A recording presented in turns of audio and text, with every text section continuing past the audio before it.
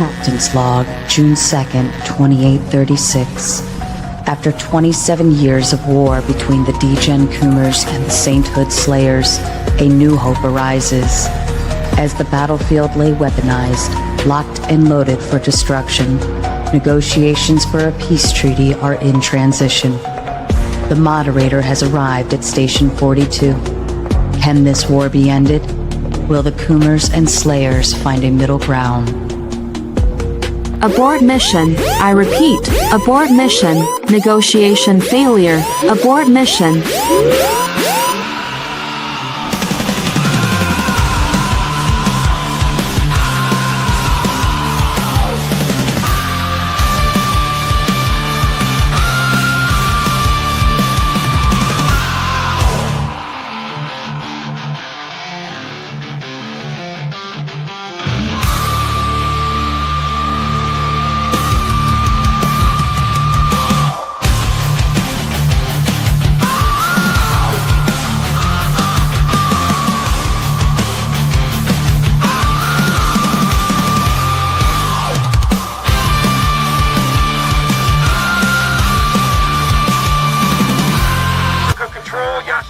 Heavy bogey, 6+, low orbit, over grid 15-2.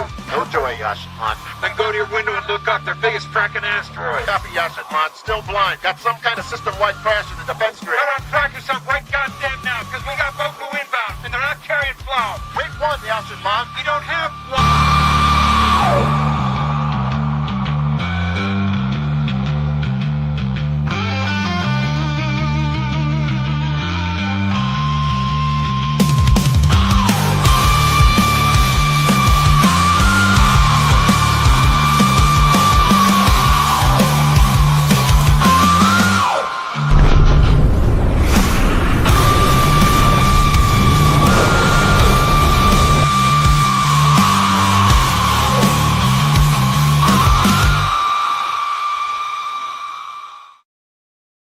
And good evening, ladies and gentlemen. Welcome back. I am Sara the Raging Tomato here, bringing to you live another Moderator Monday on a lovely Sunday evening. I hope you've all enjoyed this weekend. Tonight, I will be joined by Michael Liebowitz. Did I say Liebowitz, but we can go with Liebowitz if you want. Liebowitz. I'm going to screw it up all night. I'm just going to call him Michael. And then also I have MadeByJimBob. JimBob, JB, also known as my bulldog here at the Raging Tomato.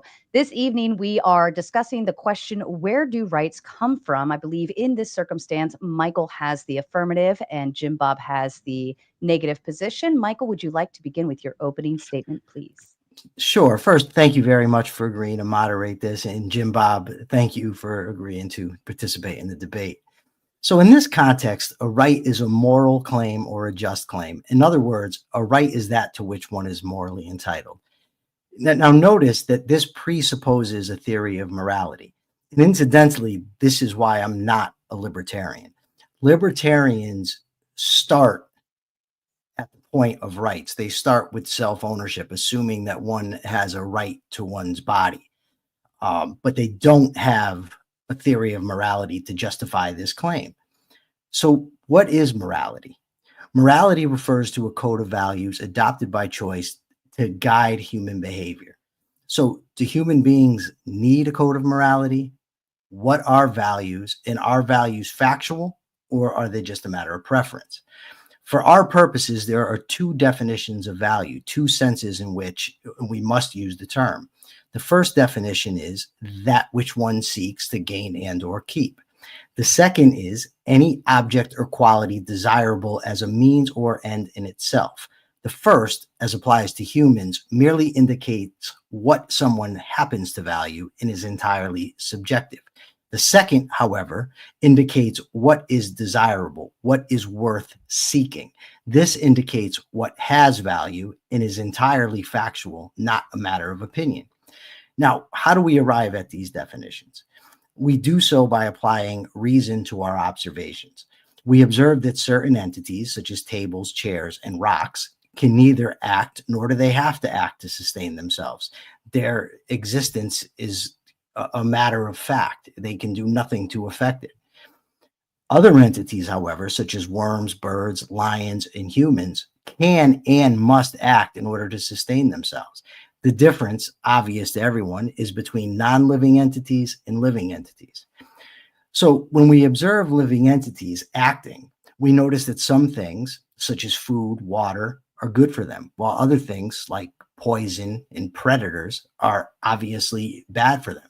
They harm them. In other words, some things are of value to them. Hold on.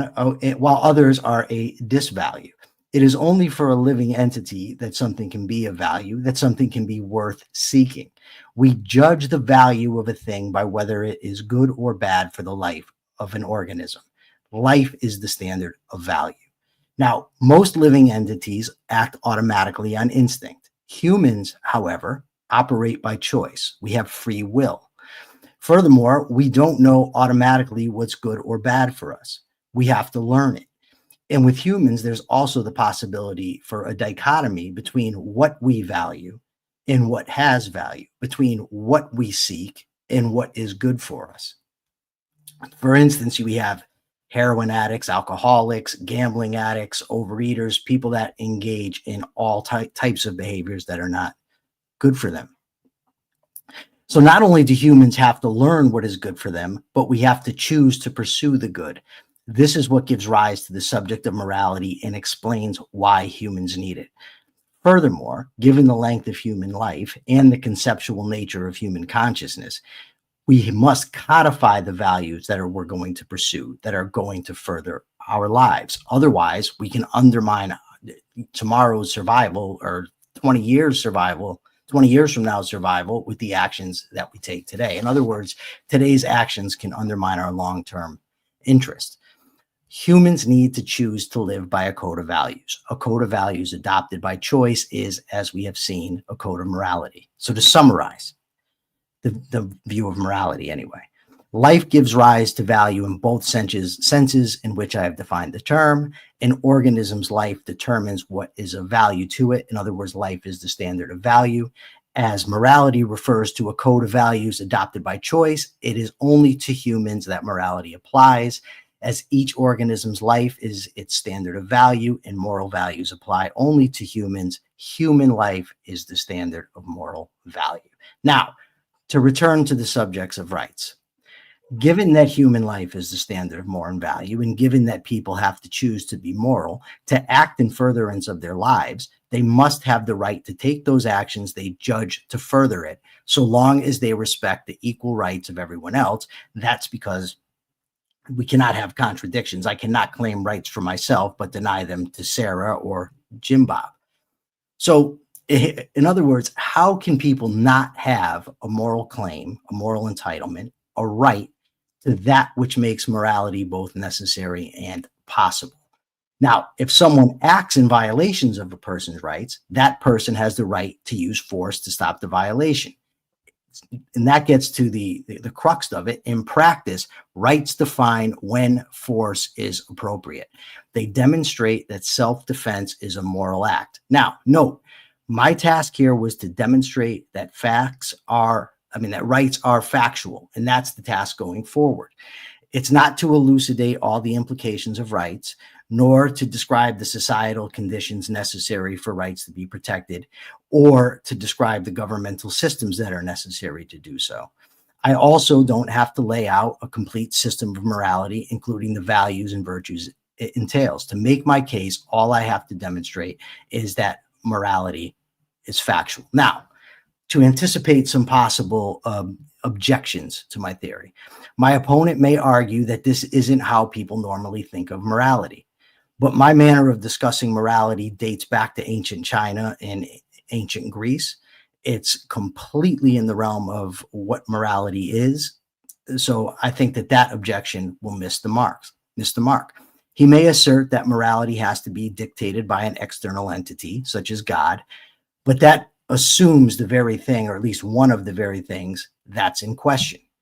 He may say that rights don't exist. After all, we don't see them, we can't touch them, we can't point to them. But rights are a relational concept. They explain something that occurs when human beings live amongst each other. Similarly, friendship, couples, enemies, all these things are relational concepts. We cannot see them, we cannot touch them, but they nevertheless exist. Now, another objection may be is my opponent may assert what he believes to be the logical conclusion or a logical conclusion and implication of my theory of rights. And this will likely be something that's detestable to most people. And thus, what he'll try to do is to negate the validity of my argument by pointing to a conclusion that people find unacceptable. But that's not how we do things. We don't assess arguments by assuming a conclusion. We assess conclusions by the strength of the argument. And with that, I will turn it over. I'll give up the rest of my time and thank you both once again. Thank you, Michael. Jim Bob, to you. Okay, yeah. So the topic of the debate is, where do rights come from?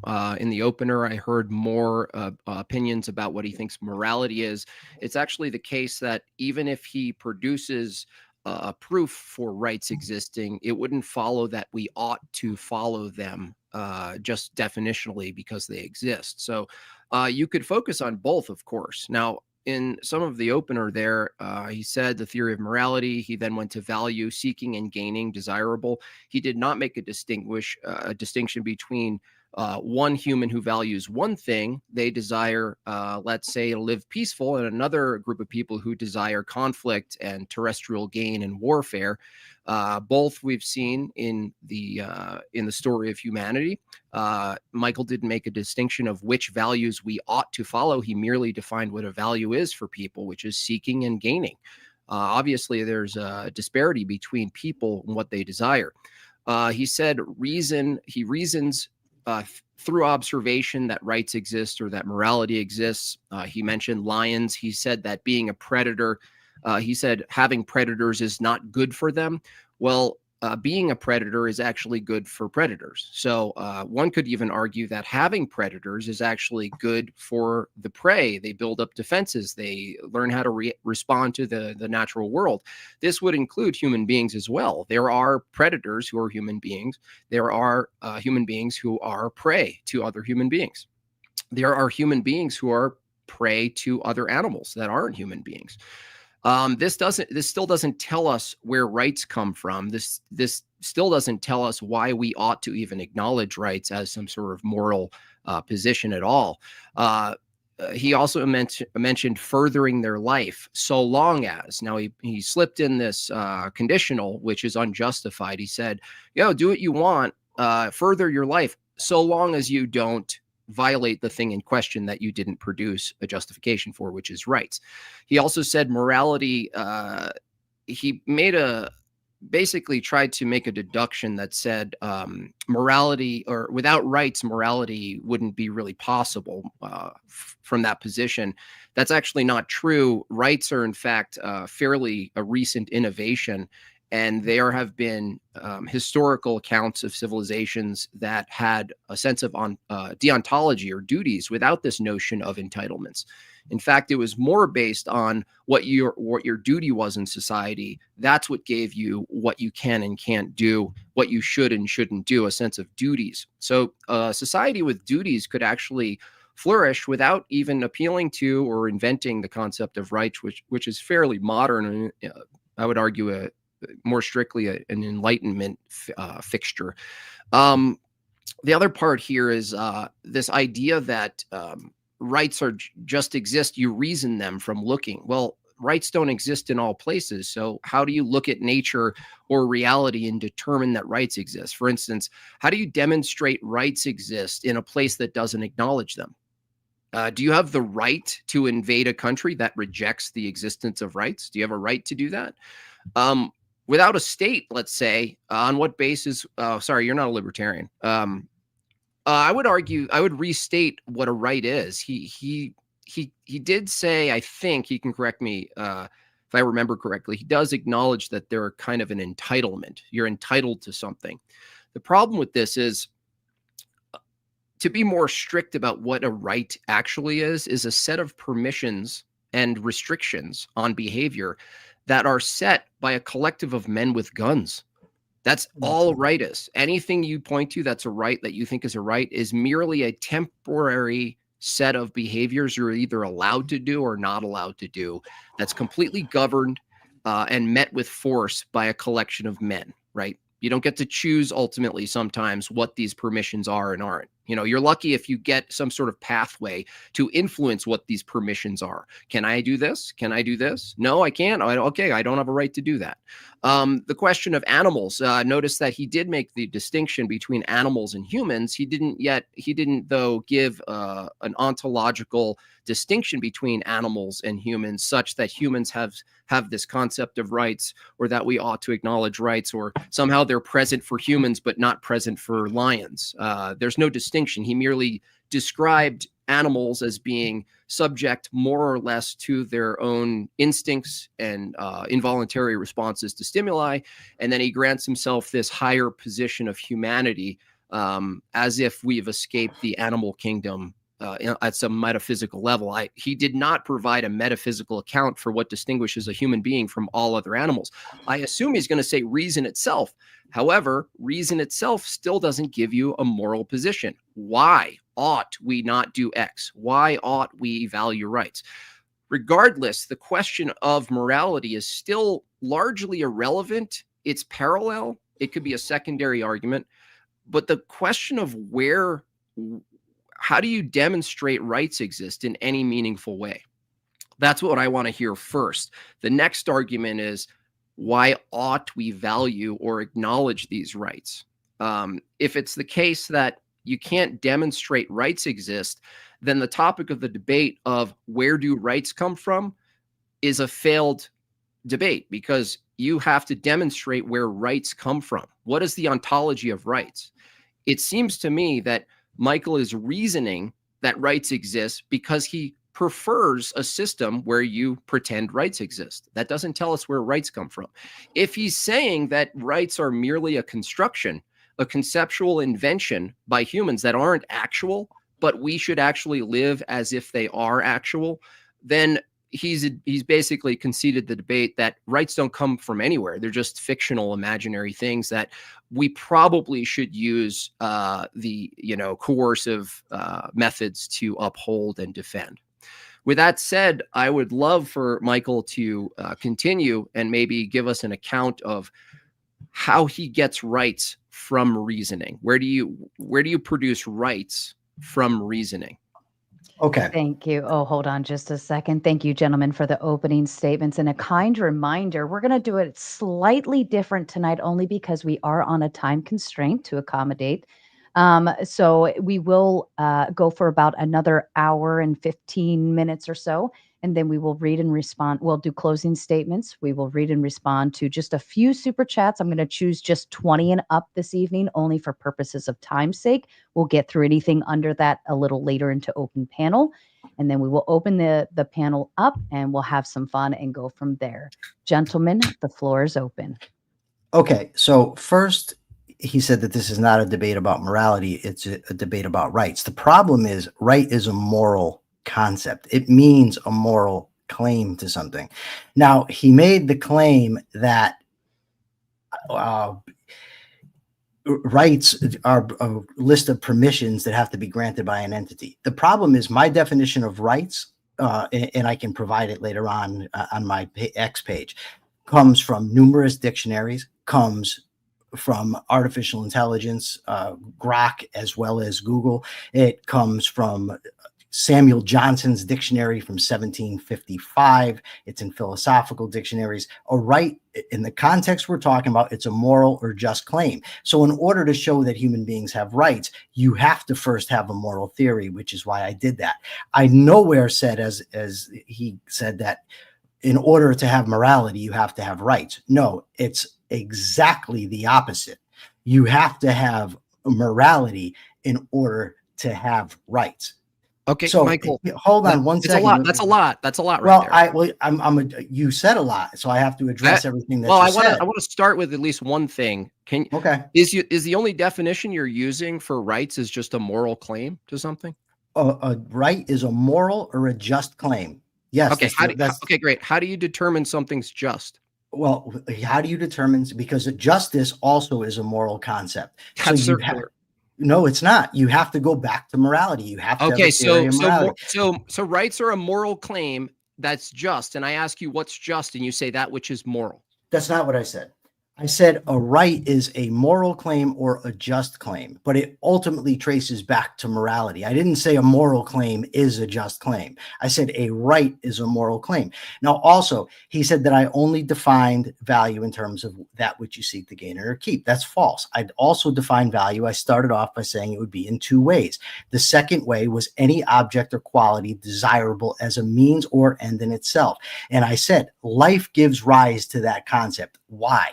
Because living entities have to act to sustain themselves. Some things harm them. Some things are beneficial to them. In the latter case, you have things that are of value to them. There's things that are of value to living organisms. In other words, there's things that are desirable. There's things that are Hold on a second. Seeking. Hold on a second. Can you give a living organism example? Let's say a bat. Sure. Are you claiming that you're making the claim that a bat actually values things? No, that's not what I said at all. Okay. You said And living that's organism. I never said you're talking about value in the case of a person that values something. Mhm. The definition of value as desirable or worth seeking is entirely factual. It has nothing to do with the bat's consciousness or the lion's consciousness. There are nevertheless things that are of value to them. You're using value in a different sense because there's multiple senses. Desire is a thought about a thought. How do you distinguish for an animal the difference between an instinct that's an automatic response to stimuli and a desire? Actually, what I said was it's desirable, and desirable means worth seeking. So the animal doesn't actually have to want anything. The point in the discussion is that it's going to seek things out, and there are things that are good for it. There's things that will sustain its life. That is what has value. Okay, so the question of what is a right, the only definition I got was a moral claim to something, to X. A moral claim, right? It's just a moral claim, right? So if I say I have a moral claim to the neighboring country to take its resources, I have a moral claim. Sure. How do you distinguish from your concept of rights whether or not I have a right to that as a moral claim? Okay, well, that is why you need a theory of morality. Now, notice that in the theory of morality, all we stated was that life is the standard of value and that a code of values adopted by choice is a moral code, right? So we're not arguing about the actual implications of rights or what is a right or what's not a right.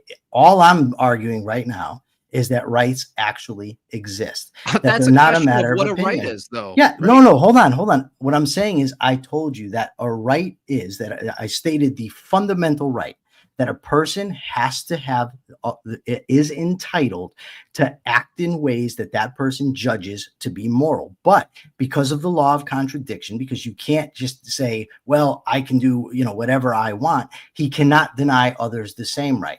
Now, you might say, well, there's implications of this further down the line, and we can get into that if you want. But for the present discussion, all I have to demonstrate is that there is a factual morality, and that flows from that are moral claims. Once you have morality, the morality that I'm talking about, you have moral claims. I understand, but you neither have morality and you neither have the thing called a right, because if you're just defining a right to mean a moral claim, you're basically begging the question for what the moral system is. I agree that if you say we ought to value rights, we ought to be consistent, which is a larger claim you're making. We ought to be consistent and avoid contradictions, which that alone isn't justified from your view. Okay, well, So hold on. No.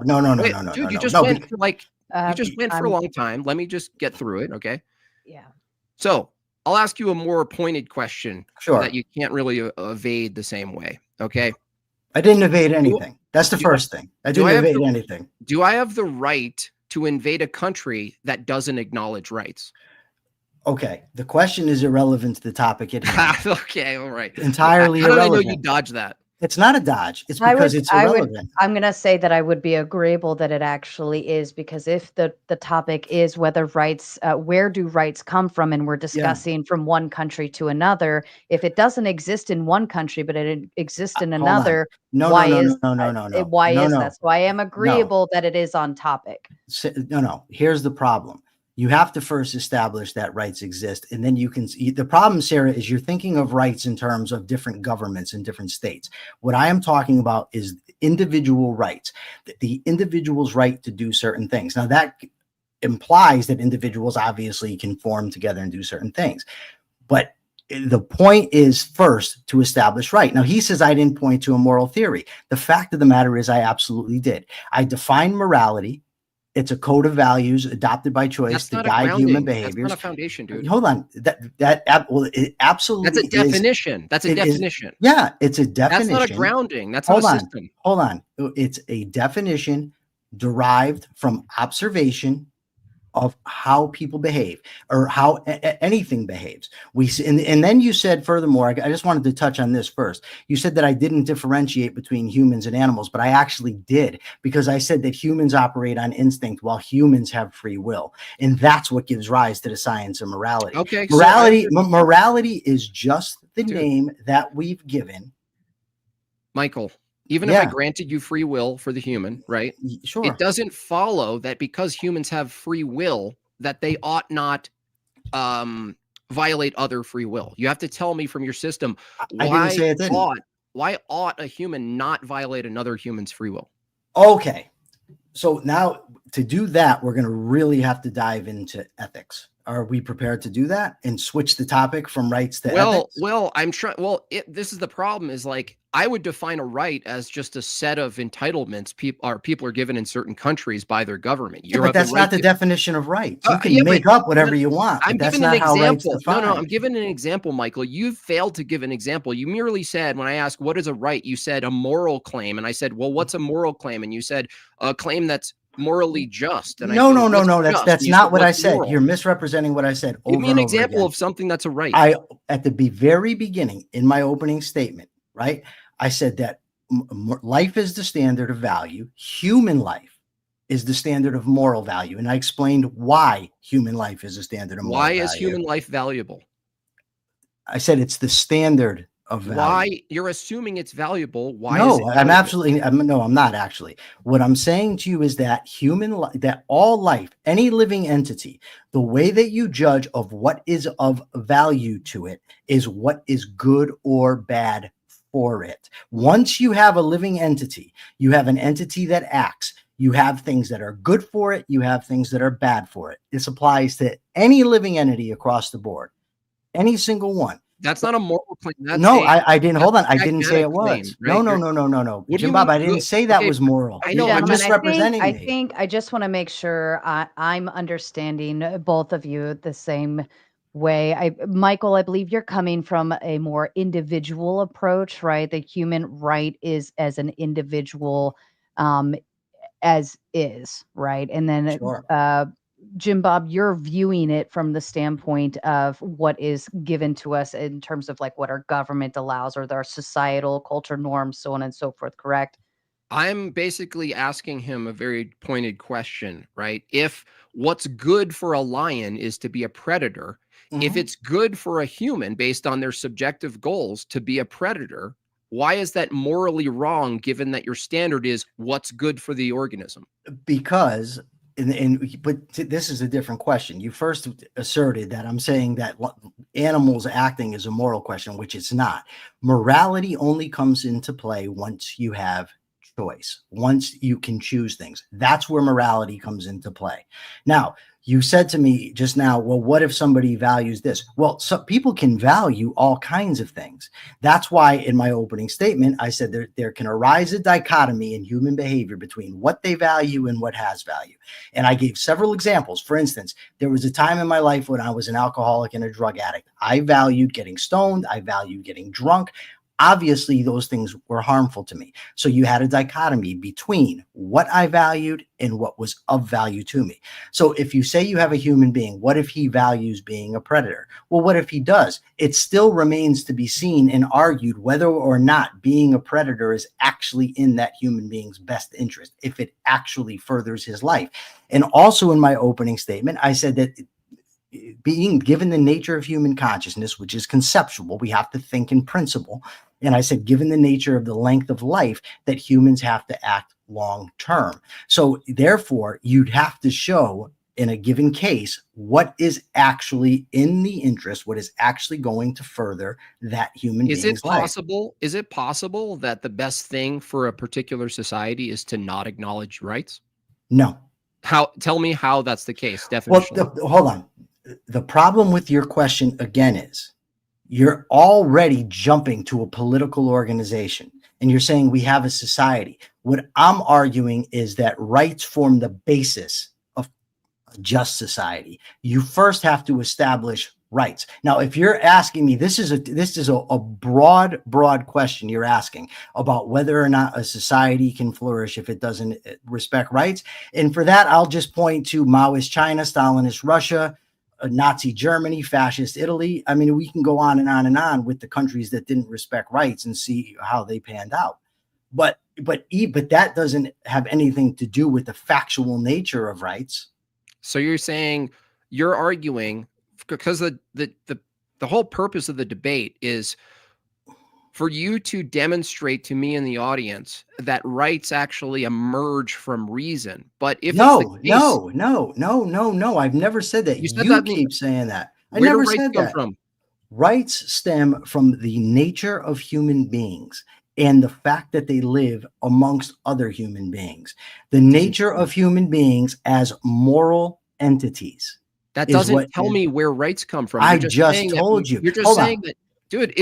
Are you going to keep interrupting, or are you going to ask a question and let me answer? You're making one claim at a time. Okay, it's fair for me to combat one claim at a time. Isn't it the case that civilizations existed before the concept of rights?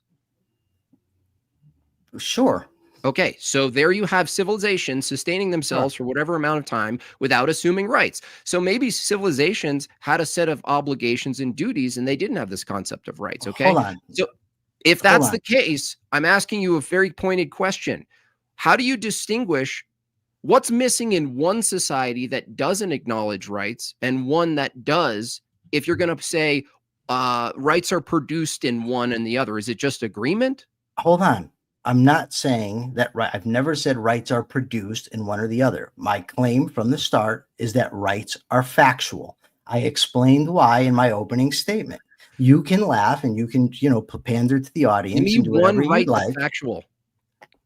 The right of a human being to act in furtherance of his own existence. Factual. Wait, they have the right to do that. Yes. Okay. Can I take that right with force? Hold on, you're switching the question. No. You can violate that. You can violate that right with force. You can violate right with force. The entire reason we argue for rights is to convince people. Obviously, if you have guns, you can violate somebody's right, JimBob. That's an obvious claim. No.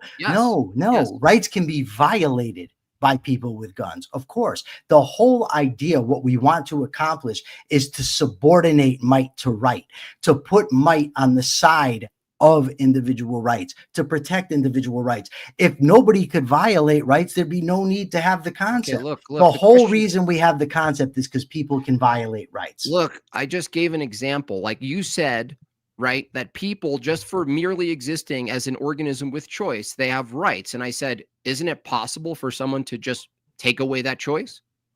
Well, hold on. I'm a human being with a hand. Somebody can chop off my hand. That's a reference. But a hand still exists. No, but a hand still is exists. a reference that's physical. The hand you still just exists. debunked yourself. Okay. Dude. No, I did not debunk anything. Is a hand physical? Hold on. Does friendship exist? Physical? JimBob, does friendship exist? Yes or no?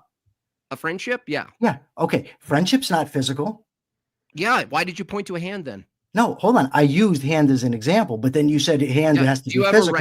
You implied that an existent has to be physical. But then you said friendship. But hold on. No, but that's irrelevant to the conversation. Okay, cool. It's entirely irrelevant. I get it. You're coming at me with entirely irrelevant questions. First, you entirely misrepresented my opening statement. You said I didn't provide multiple definitions to the term rights. You said that I didn't define morality.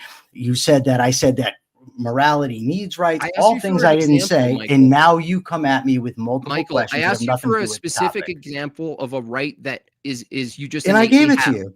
I gave it to you. And it's what? Someone can pursue whatever they want, right?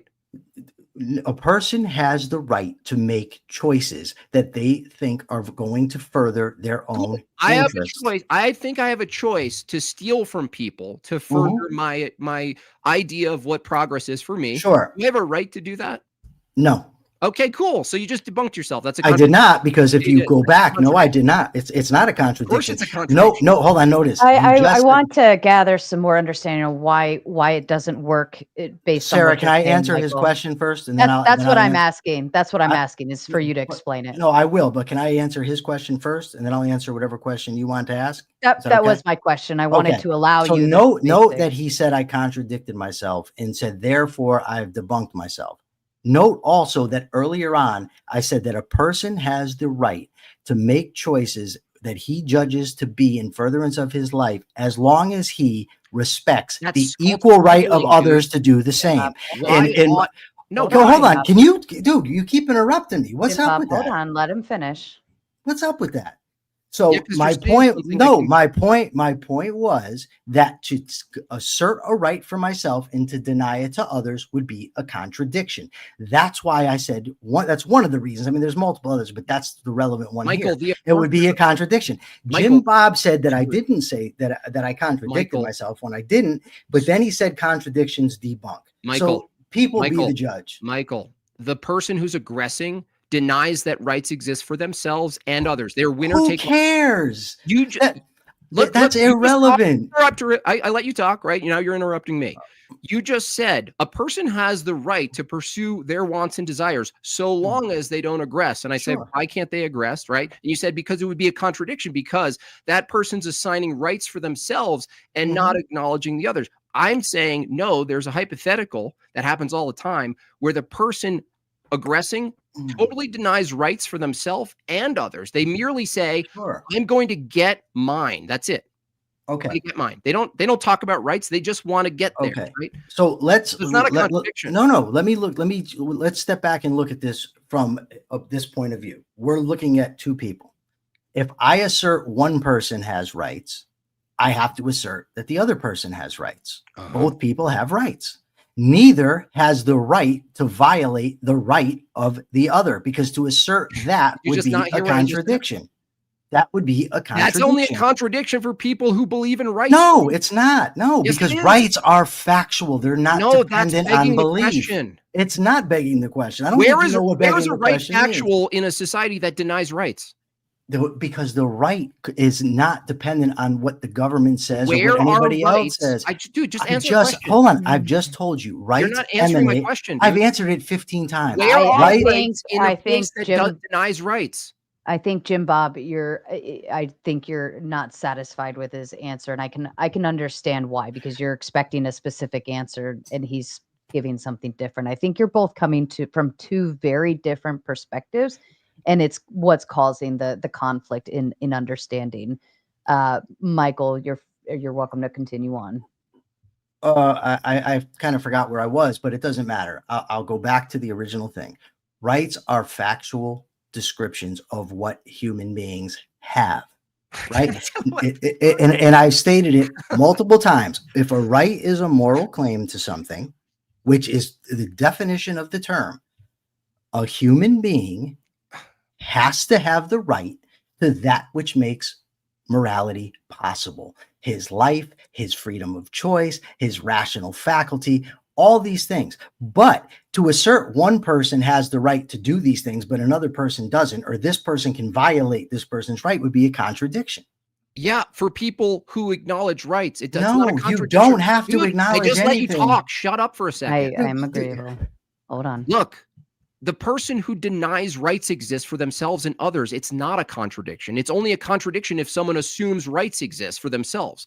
I'm pointing to a scenario, right, where the person and the group, they just go, what are you talking about, rights? Where is the right a fact in the world, right? Trees exist. That's a fact in the world. Lions exist. That's a fact in the world. I want stuff. That's a fact in the world. There are people who want stuff, right?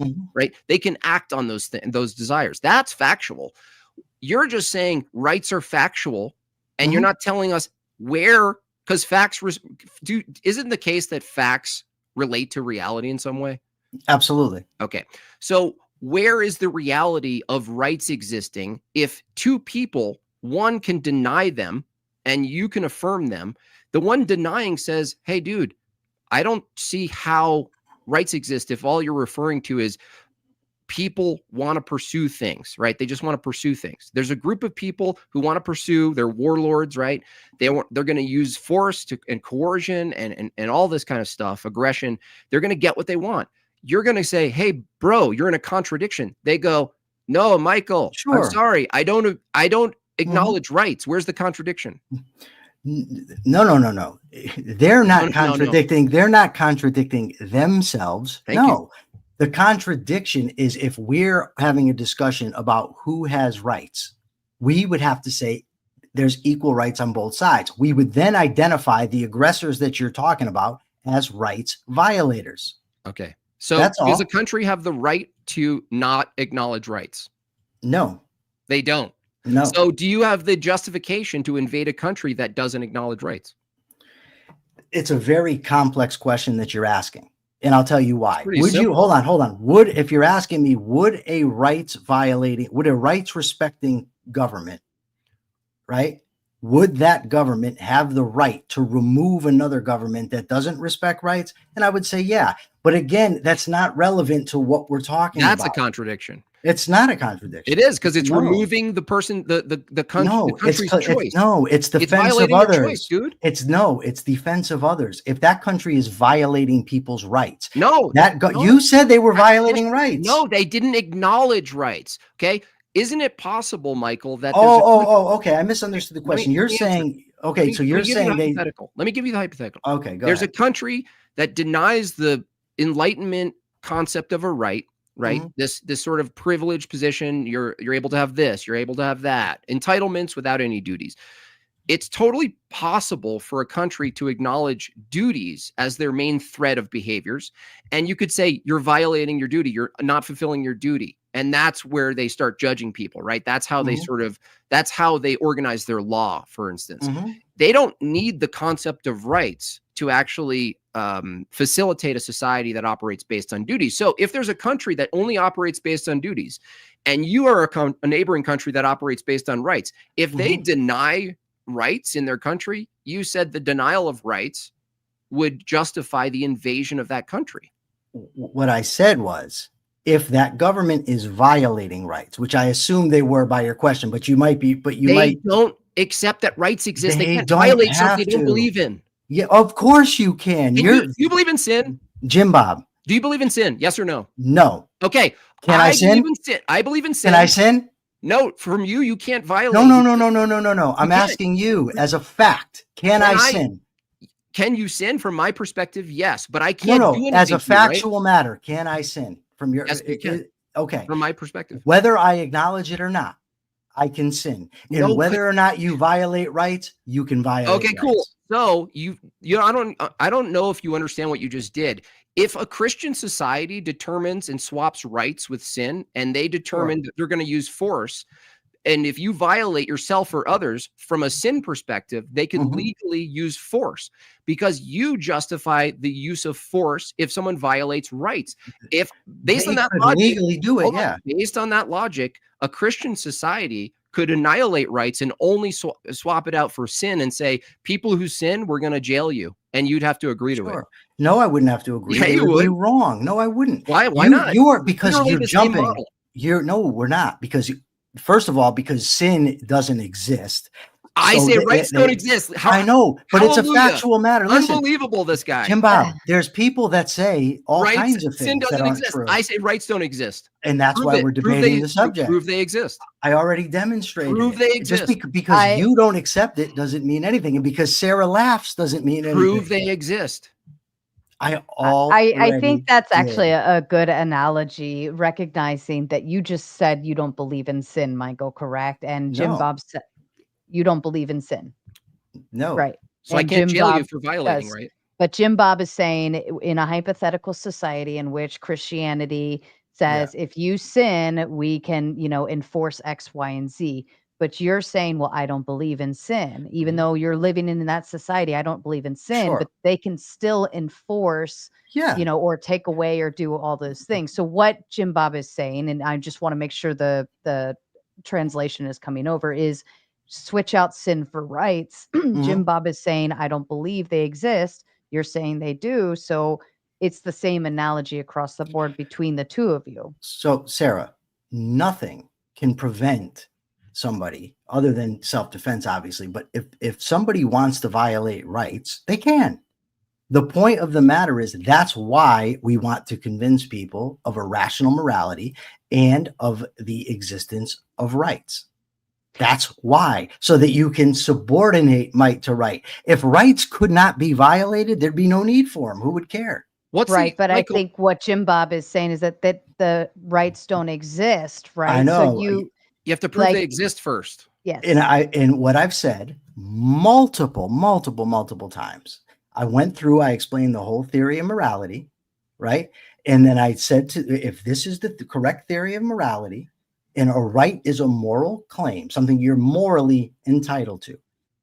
If morality means acting in furtherance of my life, then I am morally entitled So to pagans do so. are justified because What taking do you mean? over pagans who appeal to war and carnage and taking over societies, they have the declarative right, and it's totally consistent within their systems that they declare they have the right to take over neighboring societies, right?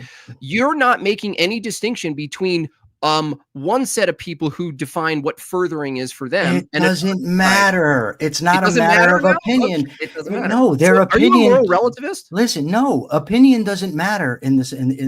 No, you are ascribing to being saying, well, this person believes this or this person believes that. That would be moral relativism. What I am saying is that it's irrelevant what they believe, that the moral facts are facts. Either something facts are furthers my life or it doesn't. So, I mean, I can drink Michael, cyanide further and say life. this. Hold on. I Furthering can drink. life, furthering life, Michael, is ambiguous. Do you understand that one set of a society in one area and a It's society really in another? not. Hold on, It's dude. not ambiguous.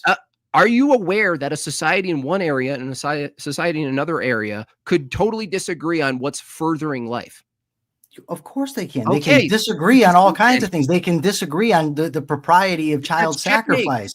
Who cares if That's what they checkmate. What believe? do you mean? Who cares? That's checkmate to your entire argument. No, it's not. You're If saying two- that it's a matter of opinion. It's If not. two- It doesn't matter if they Okay, cool. disagree. If The two- fact that you think that's checkmate is really a demonstration two of your neighboring lack soc- of understanding of the arguments. If two neighboring societies disagree on what's furthering, they Yeah. don't agree with your standard of what's furthering.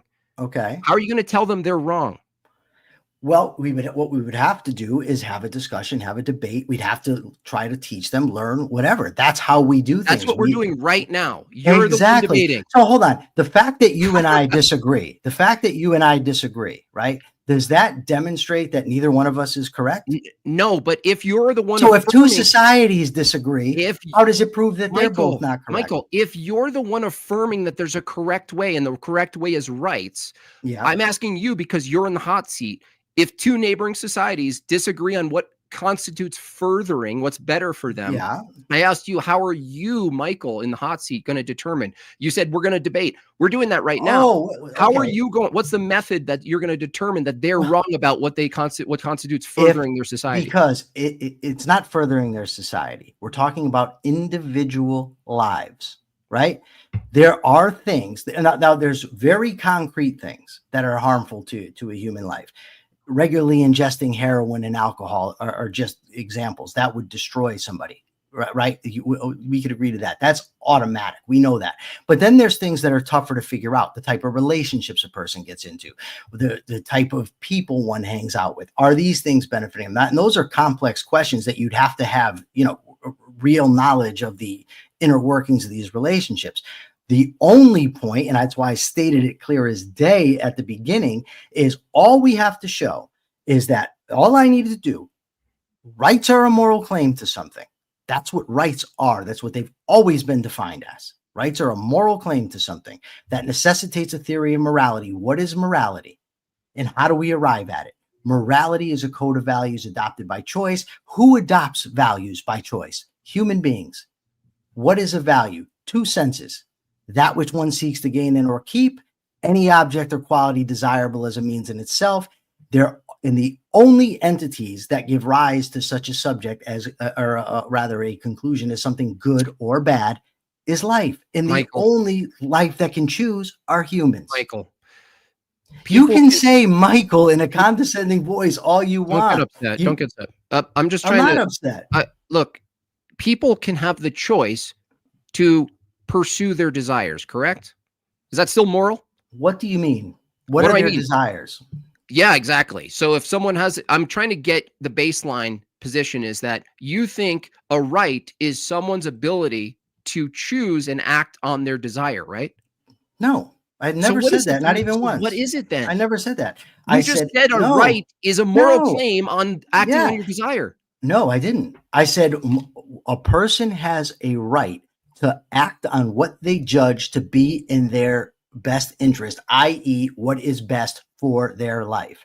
It's not just a desire that happens to And come out what's of the nowhere. standard for what's best for their life? Their life. No, what's the What do you mean? standard for what's Hold on. best for their life, dude? That which keeps them alive. So hold on, but let me just clarify something here. You're in trouble No, now. dude. That which keeps them here's the thing, alive, right? dude. Hold on. Okay. In what Are you ready to world, commit to that? dude?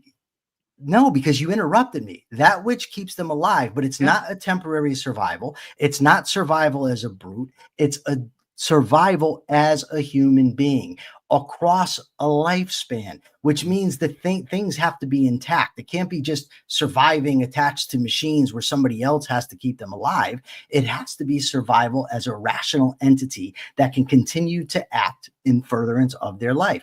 I don't know, like this tactic you have, oh, you're cooked. And like, I get that plays to an audience, but that's not a real debate tactic. Yeah, well, No, it's really not. It's really not. Dude, listen, the audience gets to decide that, first of all. They have the choice, Michael, to decide that for themselves. But that doesn't determine the truth or just let falsity you of talk. something. I just let you talk. After you interrupted me 100 times. Do you have anything more to say? I'll let you go. No, I don't need to. I want to know what Sara has to say. Sarah's the moderator. Okay. Yeah, she's chimed in before. Why can't she chime in now? Well, listen, you don't have to derail like that. If it's the case that a group of people or an individual gets together with a group of people and they say, you know what we determine is better for us, what's furthering us is to gain in resources through coercion and force. That's what's better for us. Michael comes along and he goes, no. I know you guys can demonstrate that's better for you based on your standard, but I'm asking you to abandon that standard because there's a moral fact here that your pursuit of what you want isn't actually better for you. Well, how do you determine what's better for someone if they're just deciding we're going to take what's mine, I'm going to move from location to location, and I'm going to use force and coercion and aggression and threats, and I'm going to gain resources. I'm going to gain water. I'm going to gain food. I'm going to gain women. I'm going to gain slaves. All of that, they determine that that's what's best for them, Michael. From your moral system, how are you going to tell them that that's wrong, given that that's your system? Okay, first of all, if we're back to the original point that I made, that nobody has the right to violate the rights of others, which they would be doing, whether they knew it or not, whether they believed it or not. Now, if you're asking me, how do I demonstrate to people that initiating force and using violence isn't actually in their interest? Well, I would say Adolf Hitler thought that he could go and conquer Czechoslovakia. He was going to take the Sudetenland, and that was going to be great for him. He was going to invade Poland. He was going to establish the 1,000-year Reich, right? How did that work out for him? That's a fallacious argument. It's not a fallacious argument because we can see it over and over again. That so if something's good, it survives. That's your argument. Not just survives. That's literally your argument. Is that see how it went for them? It went badly. It went badly for them. You can point to societies like Islam's doing fairly well using their methods. No. Not really. No, they're constantly at war with one another. That's the first thing. Secondly, within their societies, you have to ask whether they're prospering. But again, we're deviating from the original topic, the original question.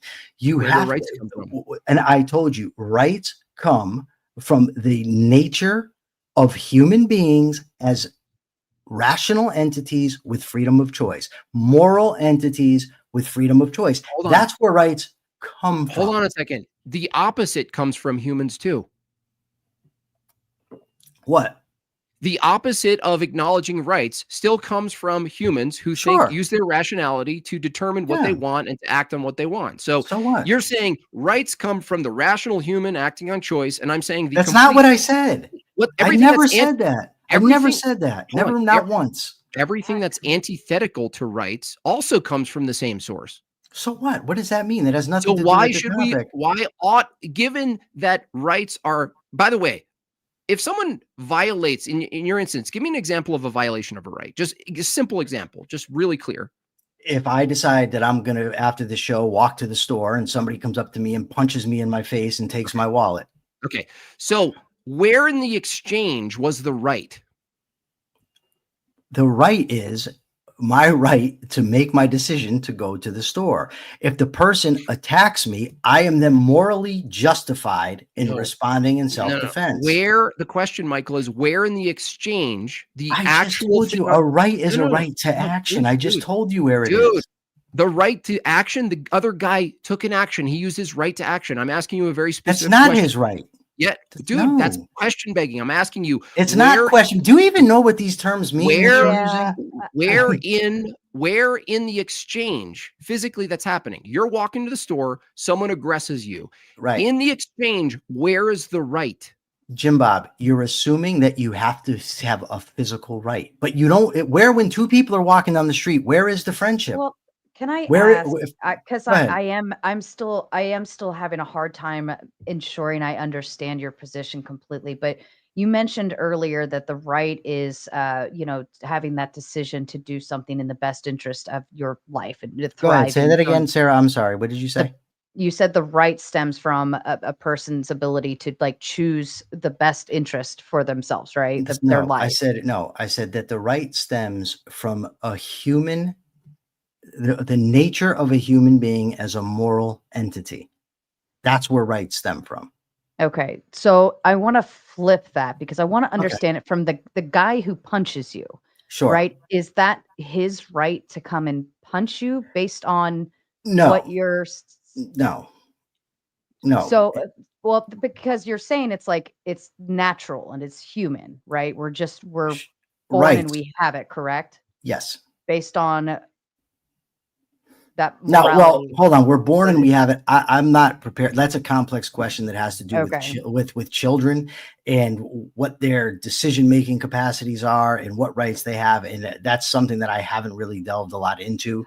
Okay. Maybe that's a starting point then. At what point does a person's rights begin based on what you're saying? For absolute certainty, once a person is making choices on their own. Hold on. At that point. Okay, hold on. At that point, that person can, when a person is making free choices, that person can behave morally or immorally, rightly or wrongly. So hold on. Oh, can I just ask Sarah if that answered her question? That's what I want to know. Because you were going to go somewhere else. I think that kind of answers it, but that actually runs me down a whole nother line. And I think Jim Bob's going to go down that same line. So if someone's incapable of making choices, do they have no rights to live?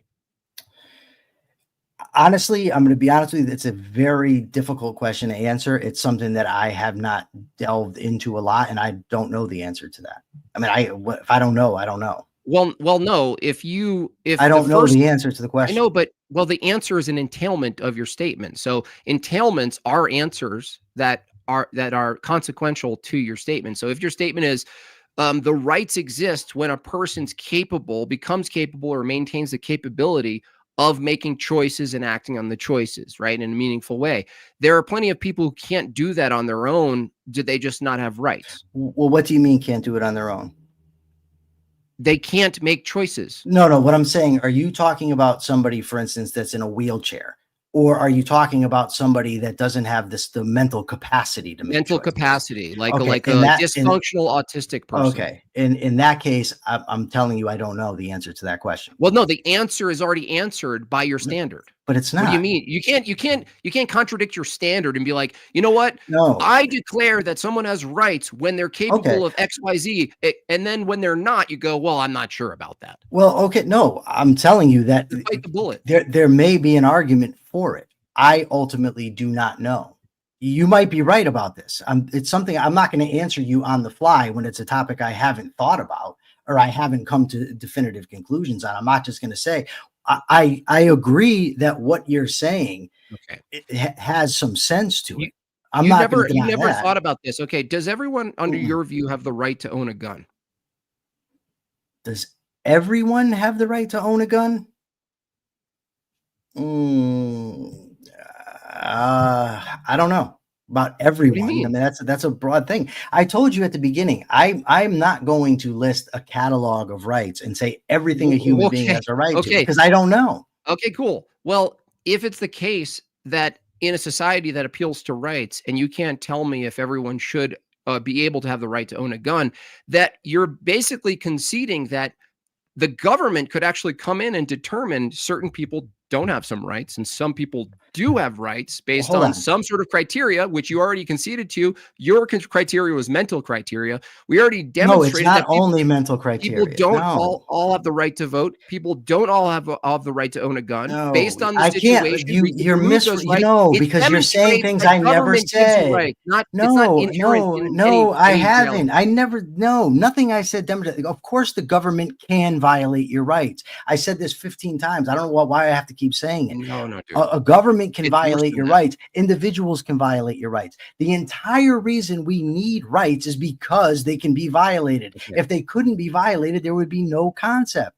There'd be Okay, no Michael, reason to if it's the elucidate it. case that not everyone has the right to own a gun, I isn't didn't it the say that. Hold on. I didn't say it's the case does that not everyone have everyone the has the right right to to own a own a gun. gun? I said I don't know because I That's such don't. a cop-out. It's not a cop-out. Yeah, I it haven't is. thought about that topic. So I have to give you an answer to every single hypothetical question you're going to That's ask a me. really clear, relevant hypothetical, dude. What I will say to you is this: everybody has a right to self-defense. Except That I not will the say. tools to self-defense. That makes a lot of sense. No, I didn't say they didn't have the right. I said I don't know. What Okay, do you if want every me to do? if Lie and say I've thought about this, I know look, the answer? Michael, if everyone All has I'm the prepared to say is that human beings are moral entities, and because we're moral entities, we have rights. That's it. I'm if not everyone going to catalog every okay, potential okay. right a If person can everyone have. has a right to self-defense, but not everyone has a right to equal mechanisms of self-defense. For instance, let's say everybody's had the right and obligation to own a firearm and carry it on them. And there's some people, you said, well, I don't know if everyone has the right to own a gun. In the instance where everyone else has a firearm and some do not, how does it follow that they actually have the right to defend themselves if you're restricting their capability of defending Here's themselves? why. Because and this is, again, beyond the scope of what we were supposed to be talking about, which is where do rights come from? You're trying to argue about specific rights that a person has in society.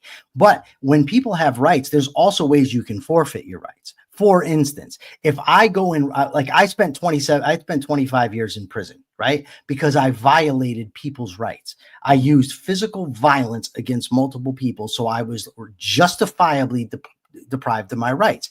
So is it just or is it right to deprive me from having a gun? Probably, because I've demonstrated myself not responsible with the weapon. I understand your hypothetical, but who or That's not what? a hypothetical. I just gave you a factual case. Who in that scenario took away your rights?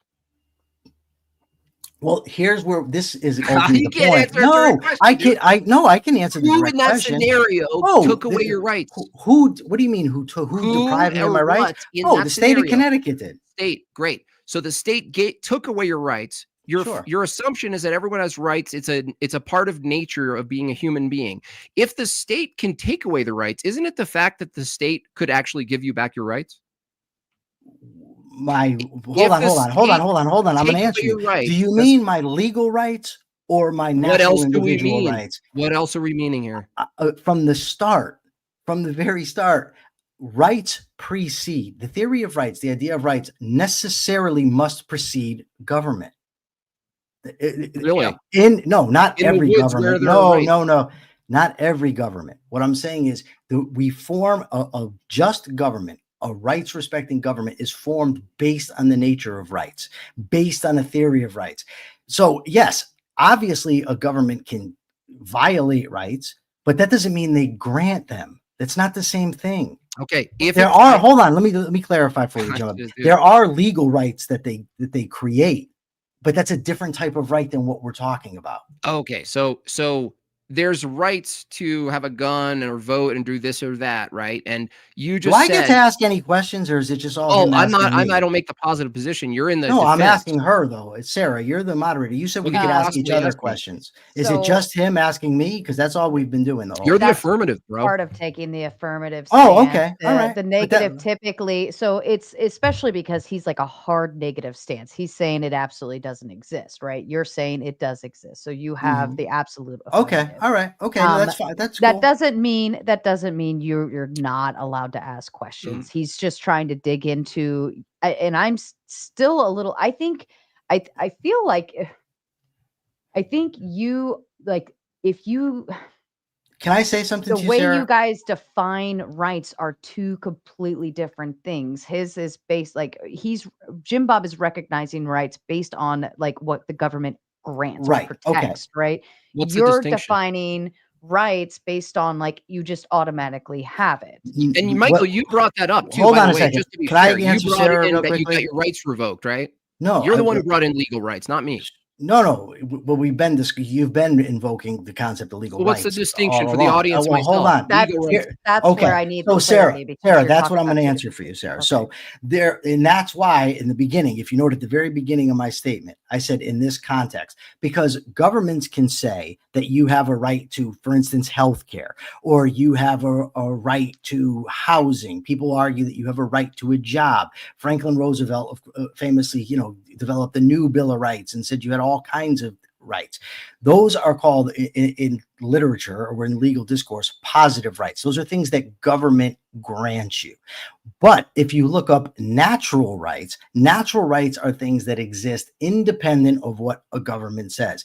The manner in which I defined rights as a moral claim to something, that is what historically has been referred to as natural rights, or in the present context, how I would rather refer to them as individual rights, but I'm okay with natural rights too. So you're correct, Sarah. There's a distinction. There's two different types of rights. Obviously, there's the right in the legal sense where the government grants things and says you can do this or that. The object is what the natural rights philosophers did, what natural law philosophers have been arguing back since the Stoics in ancient Rome. And even you can go back to the Sophists in pre-Christ in ancient Greece, argued that the law ought to be on the side. So you'd have legally granted right. The legally protected rights are in line with natural rights. Now, I want to just say something quickly here about this. I've debated philosophers, economists, professors on this subject. Nobody ever has a hard time understanding what we're talking about. Ever. Wow. Listen, I will say, go watch my debate with Walter Block, David You're Friedman. not Watch watching it debates here. right now, dude. I have to ask. Okay, so if you're saying that the natural right is what we'll call it going forward is based Okay. on morality, right? Then where Yes. is that morality derived from? And that morality, as I said earlier, morality is a code of values adopted by choice. That's a moral code. There's different moral codes, right? You have a Christian moral code. You have Is your Islamic definition moral code. is your definition No. cyclical then? Because it sounds Why like ought we one why depends ought we on the value other. morally choice? Why ought we value choice? Here's where the main thing comes in. If you want to live, and I'm assuming anybody that's asking how I should live is interested in living, there are certain things that you have to do in order to live. It's that simple. There's certain actions that you have to take. There's certain things that are good for you and certain things that are bad for you.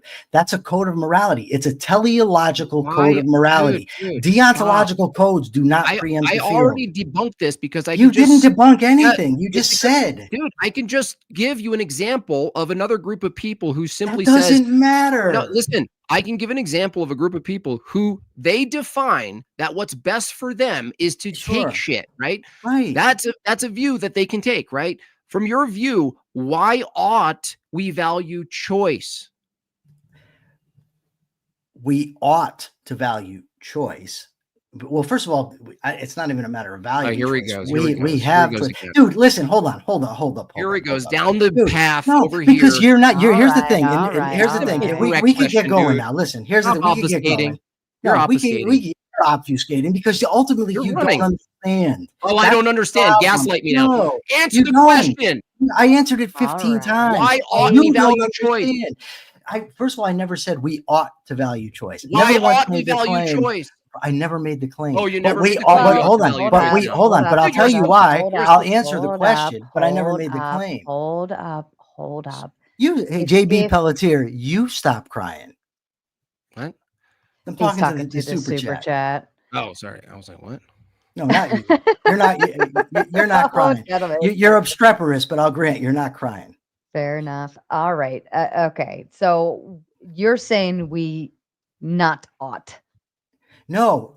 or we ought. Listen. I'm so confused. at what you're We ought to value choice. Why? I should value my choice because choice, if I don't have choice, I can't act in furtherance of my long-term best interest. That's why I should value choice. Okay. Isn't it the case that someone can define their long-term best interest as terrestrial gain by force, by They negating can, choice? and Yes? they would be wrong. Why? Because Morally. ultimately, okay, hold on. I'll answer you. Because ultimately, as human beings, we're rational beings. It's in our interest to deal with one another as rational beings. If I initiate force against you, I'm violating your rational faculty. I'm No, you're not. denying you the ability, of course I am, No, to I'm not. deal with No, you're me not. based on That's choice. just an Of assertion. course I am. See, that's the inherent problem with these kind of debates, right? I get this is like a shock jock kind of debate thing, but you ask me a question, I attempt to answer it, and you Let me jump in give you and back start- what you said. No, go ahead.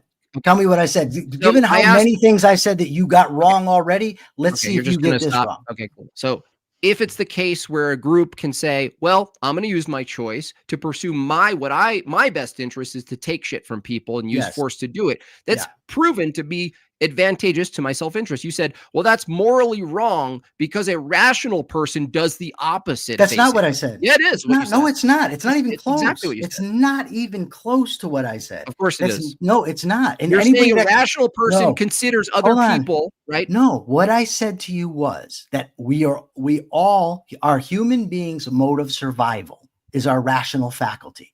That's what I said. I said it's in my interest to deal with other rational people, to allow them to be rational, not to subvert their rational faculty.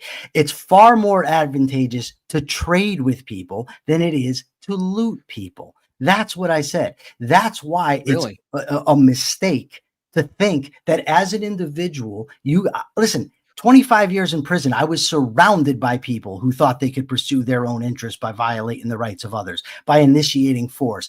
What happened to them? How did that do for them? That's in Once prison. you initiate force against, no, they weren't in prison when they acted. They were out of prison. When you initiate force against somebody else, you risk your life, you risk your safety. Really? If you're in a society, you risk Does your that include society. the threat of force? The who? Does that include the threat of force?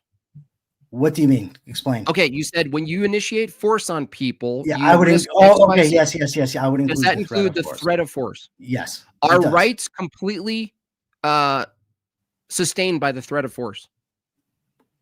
Our Rut right. row. Hold on. No, not rut row. No, there's no rut row involved. Oh, I need No. another beer. Dude. You Premise You guys. one. can listen. Let Have me as give you much. back. Let me Listen. give you Hold on. back No. to you. Hold You're on a a Let second. piece of him, shit now. Jim No, Bob, I'm let gonna- him respond. Jim See, Bob, that's the let whole him thing with this respond. style, dude. You can't The actually style where I engage refute you? intellectually. You didn't refute a thing. You're You in made a trouble. statement. You're The mumbling. threat of You don't force. even know what If to you're, say. dude, if you're talking about, Gentlemen, if we you're can talking argue about about- arguing, or we can just make. the point. I'm ready to answer the question. Go ahead. If you're Michael. talking about a threat of force, meaning what defensive force, that does protect rights. If I didn't clarify, then I apologize. The threat of defensive force, meaning if you take my rights, I'm going to defend myself. That's perfectly okay because self-defense, that's the whole point that we started with. Oh, really? That is allowable. Well, does the The threat of the initiation of force Does the is government wrong. sustain the concept of rights in our system? In America, you mean? Yeah. In some senses, yeah. In some senses, no. In Does the some senses, government- it protects rights. In some senses, it violates rights. Is the government actually coming back to defend you self-defense wise? No. Was They're not- retaliatory force. No. I- No.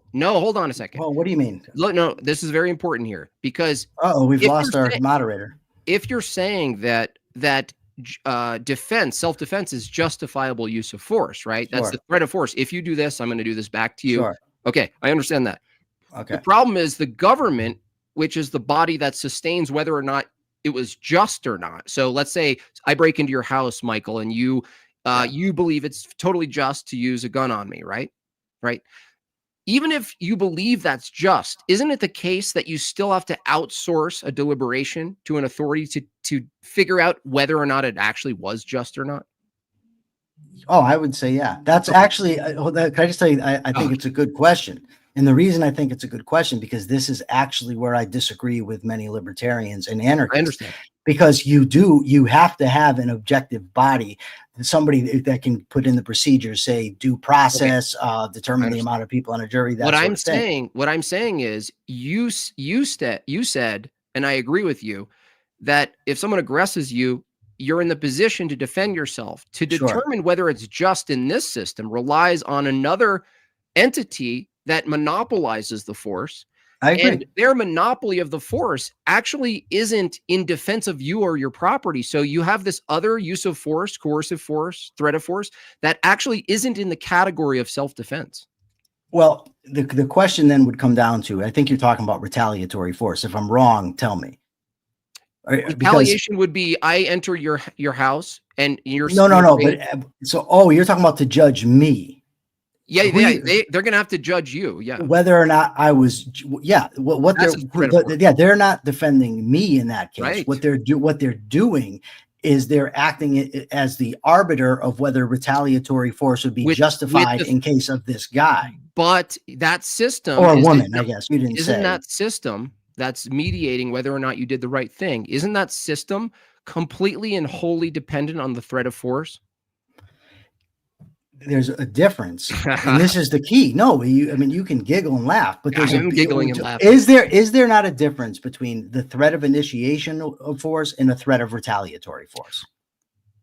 The threat of initiated force is it differ from retaliatory? Do this, right? Yeah, there's a difference. But here's the thing, Michael. I'm trying to get you to understand this: is that the government points at you and says you better follow rights. How is that a not initiated force?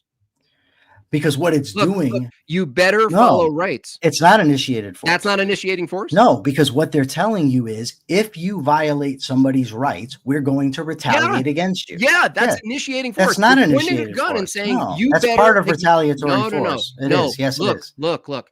If the government comes in and says, you better acknowledge rights and behave that way, otherwise this gun, right? How I know this is true is because there's other countries that doesn't have the system of governance we do. They don't have the body of force. They don't have that force applicator that says, guys, we're all pointing a gun at you, by the way. And we're telling you, you better behave the way we dictate you behave. And if you don't behave this way, here's the gun. That's completely use of initiated force on a society. I think I missed something. If I say to you, if you go and you punch Sara, that I'm going to restrain you, that is not a threat of initiated force. It's a threat of retaliatory force. I'm saying the judger of whether or not you were just is saying, we have a system of behaviors that we permit and don't permit. We're going to decide, because we're the monopoly with the gun. We're going to decide if you were just. Michael, your philosophy doesn't actually decide if you're just or not. Do you know that? Oh, no. Well, the problem is, obviously, and I can't imagine you would disagree with this. Governments can behave unjustly, right? Yeah, I agree, but that's irrelevant to the point. No, it's not. No, it's irrelevant. Why? Because what we're talking about is there's an instance in which someone aggresses on you and then you retaliate, right? Yes. What I'm saying is, in an ordered society that you want to appeal to rights and acknowledge rights, that ordered society actually appeals to another group of people with guns that is constantly initiating force, right? And what I'm saying is that's not you violate. Force. No, they're saying if you do the wrong thing, they're literally pointing a gun the entire time. The reason I know this is if you go to a society that doesn't appeal to rights or a constitution or a Bill of Rights and civil rights and all these things, right? There is no system that the two parties can appeal to, let's say in the woods, right? But you said these things are natural, but the reality is if you go to what constitutes natural, what's what seems to be aggression. Maybe people are not aggressive. What what constitutes what occurs is different than what ought to occur. And so that's I agree. So if it's the case that you're basically in a performative contradiction to say, well, I believe in rights because if you violate rights and you use initiated force or initiated aggression or coercion to say, if you do X, I will do this. You're saying don't do that. And yet the very system that you're arguing for that's just needs to do that. They literally need to do that. No, because it wouldn't Who be established rights exist. Hold on, listen, let me answer your question. If you had a just government, that's what we're going to assume for the sake of this discussion right now. If a just government, by just government, I mean a government that is instituted and restricts itself only to protecting rights, not to violating rights, right? If that government threatens people, if you violate rights, we're going to get you. That's not the threat of initiated force. It's a threat of retaliatory force. No, because if someone they're threatening to retaliate against somebody that used force. Let's put it this way. Do you disagree? Like, do you agree, Michael, that Go ahead. You can believe whatever you want so long as you don't use force to manipulate others into that belief system? Say that again. Do you agree that the statement, well, you believe what you want, I don't have any problem with people believing anything. Where I have a problem is when you initiate force to force those beliefs on people. Do you agree with that?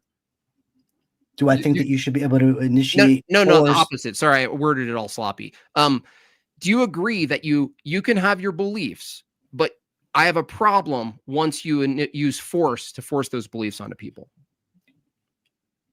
To force beliefs onto people? Yeah, like your beliefs. No, you structure society based on your beliefs.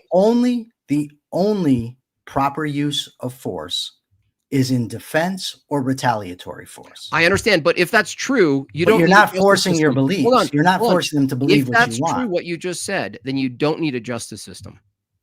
No, I believe you do. And I mean, the problem is, listen, hold on. You and I mean, ultimately we can have that discussion at another occasion. I would just reference people to, if you want to see a debate about the point that JimBob just made, I debated Professor Humer, Professor Block, and Liquid Zulu, and Professor David Friedman, all on the very topic of whether or not you need a justice system to enforce rights. I'm afraid, I mean, we've got 2 minutes left, but we don't have enough time to debate that specific issue. That's fine, but I just want to point out. But I will say this. I believe that in order to have a rights respecting society, you ultimately do need an organization that has a monopoly on force, and we refer to that organization as government. Okay. Libertarians disagree. I understand, but if that's the case, then it's not just inherent and natural, because if it was just natural that you have the right to defend yourself, then you wouldn't need an external mediator to determine whether or not you were Why not? just or not. What? Why not? What? I don't You understand. could just declare that you were just and self. No, you couldn't, because I can declare all kinds of things that are false. Yeah. That's the problem. You can declare a falsity. I could declare, like, for instance, your argument is when I say that rights exist, I'm making a false claim, right? You're making an unjustified claim. Okay. I don't know if it's false. Well, okay, you're saying that I'm not justifying my claim. So obviously people can say things that aren't true. So somebody can claim to be justified when they aren't. That's irrelevant to the fact of the case.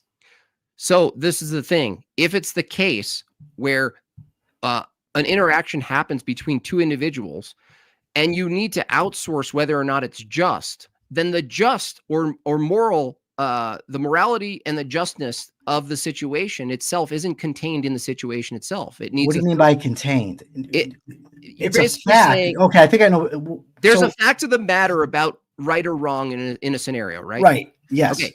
If that's the case, that actually we both agree that actually necessitates a monopoly on a justice system that basically mediates and litigates what the hell happened and whether or not it's just or not. But what I'm saying is that if your moral claim is that people should have choice, it's the fact that you actually support a system that you couldn't use your choice to deny. You'd be like, I don't like a justice system. You couldn't say that, right? I don't want a justice system. I just want natural engagement between people, right? Like Hold on a anarchists. second. Hold on. Would a person be justified in, is that what you're asking me, in Yeah, saying if they don't it's want to their be a part of that system? if it's their choice that the best thing for them in society is to not have a justice system, Yeah. I'm not sure from your standard you could actually argue against it. What I would say to him, and this is what I have said to the aforementioned anarchists that I debated, is as long as you are not violating anyone else's rights, I don't care what you do. It doesn't matter. You don't have to. You don't have Right. to As long acknowledge as the you believe system. what I believe. No, right? That's all because if they go and rob somebody, that's it. It's an objective fact they've committed a robbery, right? only It's if there's a justice system. why? You don't have to have a justice system to rob Well, no, somebody. then you need an absolute moral standard against thievery. That's a Can I just tell you guys something real quickly? I'm getting an abundance of texts from people telling me about this debate. I wish they would get in on the screen so that everybody can see their comments. Pay the $5 or whatever it is so that we can discuss what you're saying. Yeah, I'm just saying that, like, if it's the case that someone said, well, I don't believe what you believe in, right? I always bring this up against atheists because if I have a belief in sin, like I brought up before, right, which is parallel, it's like I believe that people act and there's a moral reality of action, right? And there's a standard to measure it against God, right? And so that to me is similar to the concept of a right, right? Because you're basically saying this behavior is not permitted here. And it's based on a fundamental belief. Your fundamental belief is rights exist. But if someone has the choice to deny that rights exist, and they have the choice to organize a society based on rights not existing, I'm not sure what your position could say on it, being that you'd have to violate their belief structure to hold on one impose second. the concept of rights on them. Would it be, are you arguing for like a happy and covenant community where everybody in the community agrees to live a certain way? Yeah, like that's why I brought up duties. Yes. Oh, okay. So if you're a Christian, I don't want to make assumptions. I just believe you are. Yeah. So if you and say 100 people decide that you're going to live in a community, right? And your community is going to consist of the schools teach religion, you're going to practice the Bible, that sort of thing. You have every right to do that. What you don't have the right to do is force that onto somebody else. I know, but what if everyone, Michael, in that society agrees? I just said if everyone agrees, you wouldn't be violating their rights because it would be consensual. Okay, so you admit that rights could actually be overturned and negated based on agreement. No, Yes, I don't know what you. No. Hold on. What do you? They're not. that. No. What do you mean over? I don't know exactly what you mean. If a society that's closed off can all come together, including the people you're calling the victims, they come together and say, you know what? We don't believe in rights. In fact, we trust each other so much that an act of aggression is actually permitted because we trust the deontology system that we have. Even if you thought it was a violation of rights, I'll give you an example. What if I took someone's gun from them in a Christian covenant community, and you from the outside, Michael, thought that was unjust, but the Christian thought it was just? How would you determine whether or not it violated their rights or not? That's an interesting question. I ultimately, if it's in a consensual community where everybody pre-agreed to the rules, I would have a very hard time arguing that an external force could go in there and rightfully deprive them or do anything to them, because they had the right to make that choice and to enter into that consensual agreement. Okay. You understand what I'm saying? I understand, but that means then the person's right isn't actually being violated. Yes, that means that you just conceded that from your view, based on that concession, that rights are just an agreement. There's nothing actual. No, I did not, because I said they had the right to agree to that community. By the way, that also entails the right to get out if they want to. Well, I mean, that's just presupposing that rights exist. If a country agrees, we spent the last if a country hour and agrees, 35 minutes arguing if a about country it, agrees that there's no rights, right? They just have like a purge system where it's just like, well, you have a general standard of morality and conduct that's traditional or something, like, some sort of ongoing tradition. It's just the way of the land. This is how we've done it all along. And everybody in there agrees to it. No, not everyone. Maybe there's 4 people that don't agree, but the fact is, so long as that country agreed generally on it, right? Because I'm an outlier in my own country. I don't believe rights exist. And I believe that Most people don't. I know, but You're the not an enlightened, outlier. well, no, Most people don't believe here, that. if I redefine rights, I'll agree that they exist. I'll define it in a way that I agree. Okay. A set of permitted behaviors and restricted behaviors exist in a society that's governed by a monopolized standard body of force. You can do this. You can't do this. Could they change it? Yeah, they can change it. They could make it. They could actually make it so we couldn't do something that you and I thought was we definitely our right to do. Like they can just change that based on force. So what I'm saying, Michael, is the only thing you're really pointing to, Michael, is that force exists. And then some set of agreements exist. And sometimes when you merge force with agreements, you get some type of system. That's not what I'm saying at all. But earlier on, you said you have the right to invade another country if they're violating rights. But now, if they agree that in their country they don't acknowledge rights, it's not a violation. No, And what I said is I'm going to let Michael have the last thought here, and then Jim Bob will move into closing statements. So you'll be okay. next. No, what I'm saying is that if everybody in a given community, now obviously the larger you expand that out, the more people included, the less chance you're going to have of universal agreement, right? Like Amish societies, Quaker societies, those types of societies are close-knit, small societies agree to live by certain rules. If people all agree to live a certain way, that's their right to do so. Now, there might be, I mean, I can think of hypotheticals where I would say, no, I wouldn't allow that. And they would, if they're raping and torturing women, I don't think that a woman 1 week can say, you know what, 5 years from now, if I don't wear the parka or whatever, everybody can gang rape me. I would have a real issue with that. And I would say they're violating our rights. But generally speaking, people can form communities and live how they want. If a government of a country is actually violating rights, meaning they're using force against someone, that person has not consented to it. If the government does that, then somebody else has the right to remove them. That was my only point. Look, Michael, I didn't consent to rights. You don't have to. I didn't consent that rights exist. But you don't have to. Does the government violate? Look, no, that's a contradiction. If I didn't consent to rights, it's not a contradiction. I didn't consent to living. Hold on. If you don't consent that you have arms, does that make your arms disappear? No, these are reference, right? No. In today's age. Okay. I didn't. Yeah, so what do we got to do? If I don't consent that rights exist, you're basically in a contradiction. No, I'm not in a contradiction. No, that means the government has to enforce this belief in rights, right, against my consent. Let's go ahead and move into closing statements, gentlemen. We will be able to do open panel, so you'll still be able to have. And we also have the super chats too. I can stay till 10:30, maybe a little after, but I'm already ready to fall asleep. I'm kind of old. Are you on Eastern Standard Time? Yeah, I am. Yeah, I'm usually asleep by now, or getting ready to fall asleep. We'll run through this as quickly as we can. Okay. Jim Bob, if you want to give your closing statement, please. No, thank you for moderating. Thanks, Michael, for jumping on. As a kind of a quick debate here.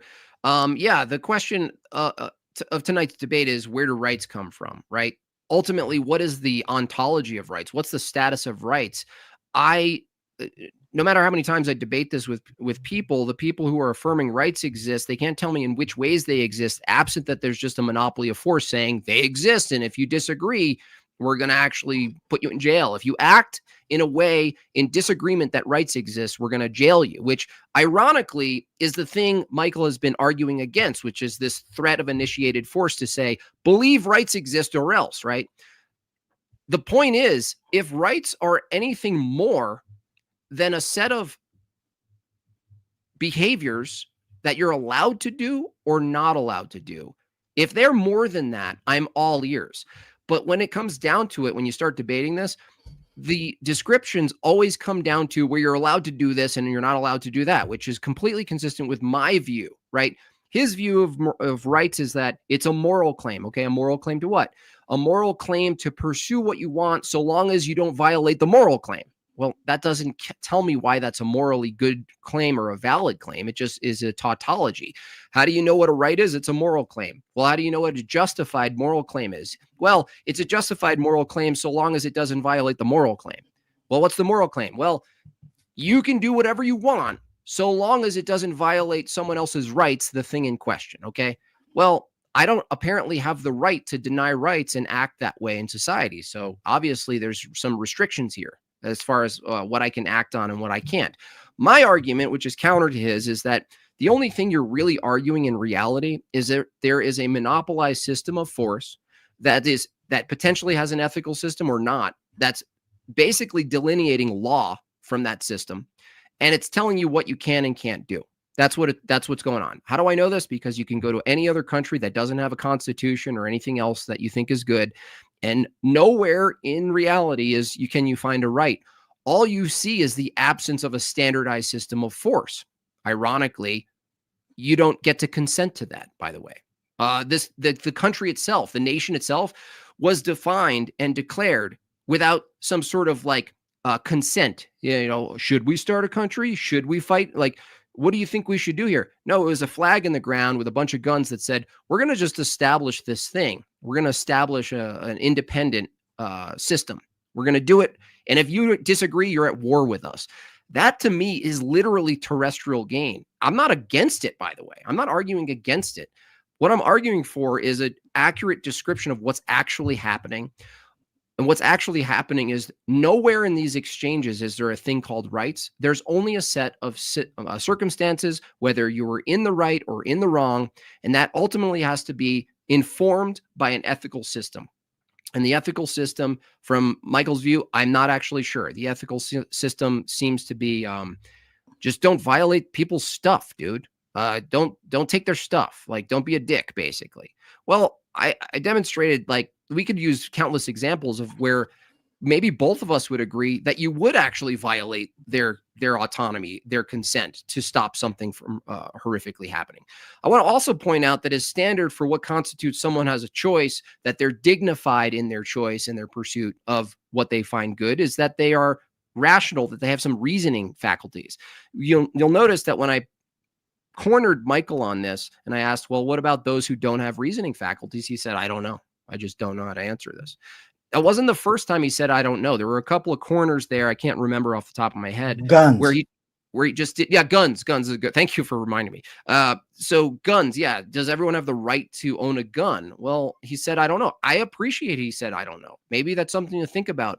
But if you don't know, just know that your objective standard for what constitutes someone's right is actually conditional. So if it's conditional, there's another objective standard for what determines the conditions. And so it keeps going out to a larger worldview, for instance. So from my view, if I were to counter this with a positive from a Christian lens, I would ask everyone in the chat who thinks they have a sworn allegiance to rights, I would ask you to consider, what if it was the case that your life actually, that you could live your life based on duties. And if you have a consistent, coherent system of duties and moral duties, I would argue Christianity, specifically Orthodox Christianity, if you have those duties, a lot of times you're not actually going to violate the things that Michael thinks is a violation of rights. But you don't need the concept of rights for that thing to not be violated. You don't even need to point to it if you have a set of duties.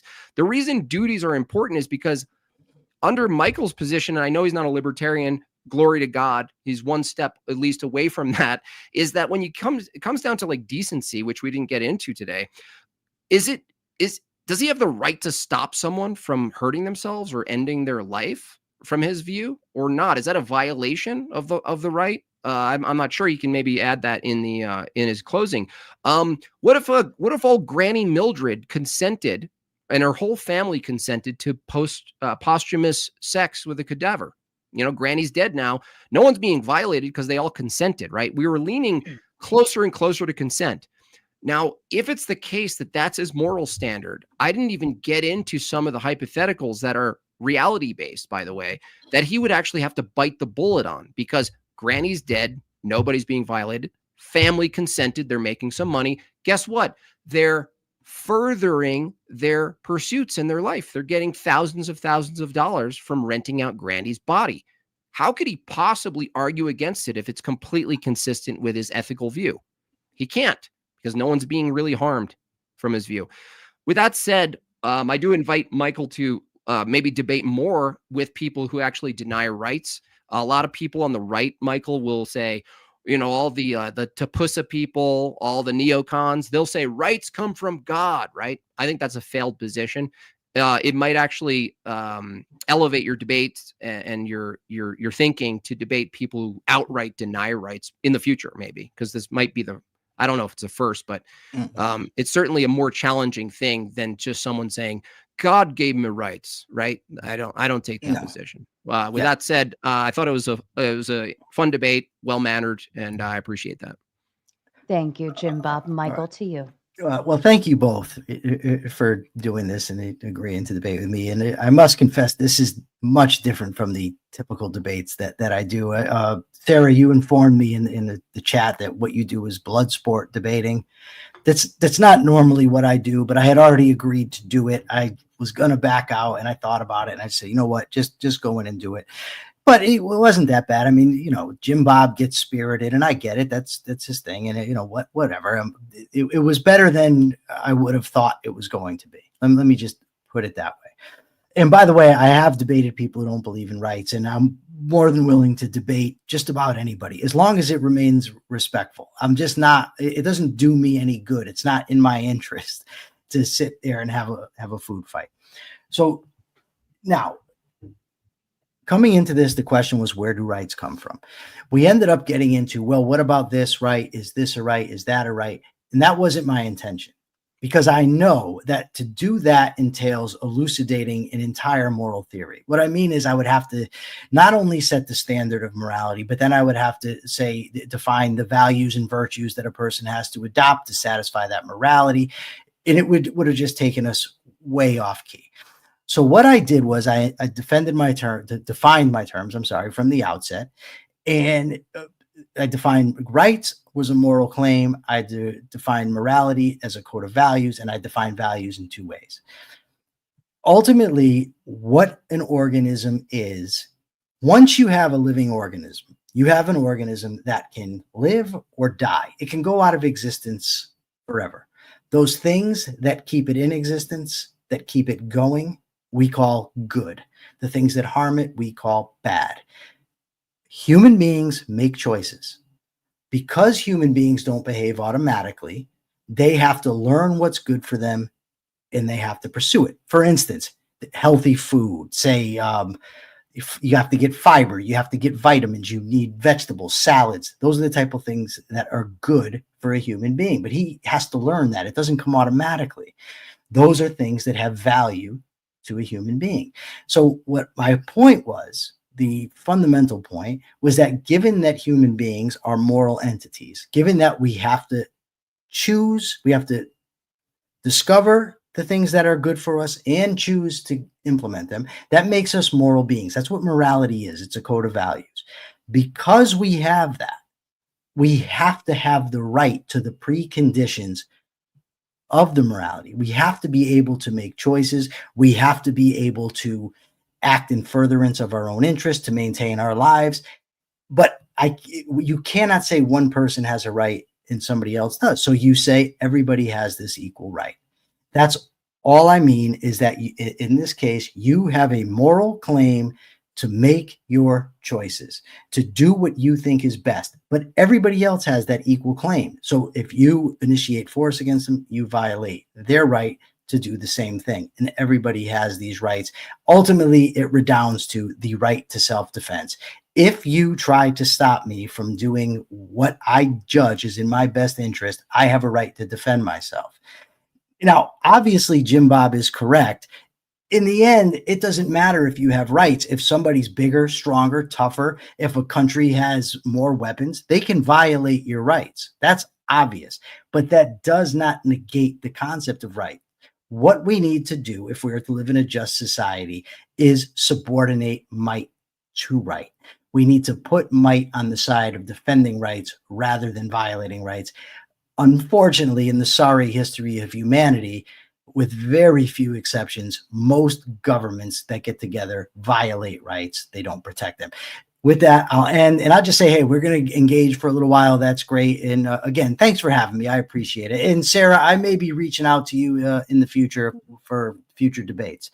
Sarah, do you do debates that aren't blood sport debates? Like if I just said, hey, I got a guy that'll debate me. I know no, if you already have an opponent, absolutely. If you guys set your thing up and I just will work with you guys on the dates, All that's right. perfectly All fine. right. Because I really, this also isn't my have thing. I'm sorry. no, This no, this no. this is not my thing. I have debaters who are not blood sport E, and I match them with other people who are at the same energy Oh, level. Yeah, so okay. when I figure out who is who, I know who to pair them up with and who not to. So, Oh, okay. That's great. yeah. All right. Mhm. Thank you. Yep. And again, Jim And Bob, thank you. And I will say this, Jim Bob, you kept your word, and I appreciate that. Aside from all, we got a little animated, but you kept your word. You didn't resort to insults, and I respect it when someone keeps their word. I will say, Jim Bob, you were very well mannered tonight. Thank you. Okay, and I do want to apologize. I know I had a lot of questions along the way, but I wanted to make sure I was understanding everybody and where they were coming from. So once you said natural law, I knew where we were going with that, but it all made sense after that. But Jeff coming in, and if we have a response to any of the super chats, I'm only going to be doing 20 and up. If we could do just precise and short. Just one response from each of you if you have one. If you don't, I'll just keep moving on. Jeff coming in with a big 50 for Jim Bob. He says, get him, Jim Bob. Thanks, Jeff. I'm happy Jeff And donated $50. That's great. yeah. And I believe you and Jeff had a little frazzle as well prior to this. Jeff and I had a debate. Yeah. Kissy Cat in with a big 20 says, sending tomatoes and hugs from the chat. We love Kissy Cat over here. Vibe on, who is waiting backstage to join the panel with the big 20. Wait, if there are moral rights, what's the opposite? It's not just sin, right? Would it be something like violating or going against those morals? Isn't that the same as sin? Does anybody have a response? Let me read the question so I can see if I can.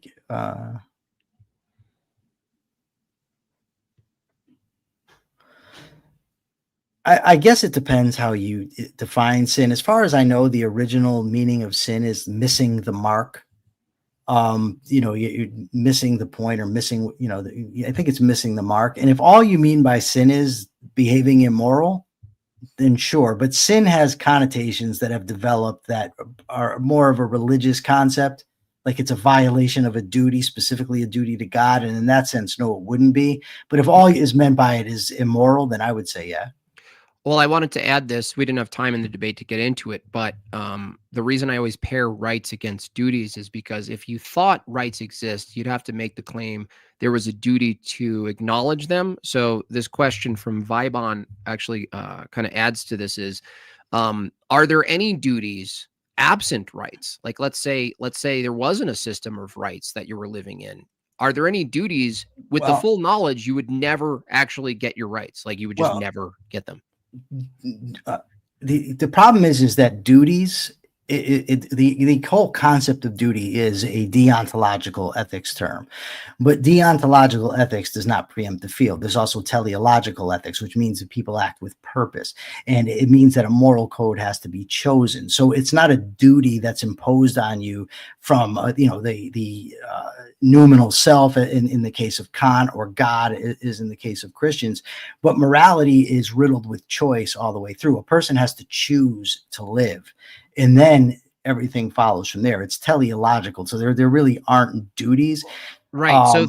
But I would say that there is a moral obligation. That's a duty. That would be a respect duty. rights. Well, obligations are more chosen. So I don't think so. know. I think you might be you might be right that in the sense of violating rights, the word duty might be appropriate. But in ethics as a whole, in the system that I ascribe to, you don't have a duty, for instance, to act in your own interest. It's not a duty. It's a chosen way of life. It's chosen based on the fact of the demands of living, but it's chosen nonetheless. So I wouldn't use the term duty, but when you get to rights, you might be right. I'm going to actually consider that because I didn't think about that previously. If duty applies there, it might. The big smiley face comes in with a big 20 and says, God allows self-defense. He also said, you shall not kill. Therefore, you're entitled to do what is necessary to preserve your life, and also justified because people are not supposed to impede on your ability to preserve it. So he argues for God-given rights then, because he's saying you have the right to defend yourself. which, Mhm. but it's a moral argument, but I mean, it's a moral argument stemming from God, but it's a moral argument nonetheless. Yeah, it actually gets into a bigger question, which we also didn't have much time. The ontology of mankind itself, distinct from animals. What makes one category valuable versus the other or group of organisms not as valuable? And this comes up with vegan debates a lot, where they'll argue these moral positions, but they can't ground basically the ontology of human beings. What's the status of human beings such that we we justify moral claims, acts against each other? What is it in us as beings that we embody that gives us a moral value beyond a set of agreements? And I think the position I take, and probably the commenter, is that it's that we're made in God's image. That because we're made with purpose, which Michael pointed to, teleology, that we're made with obligations, that we're made to know, even to some extent, morality, even if we're wrong sometimes on our intuitions.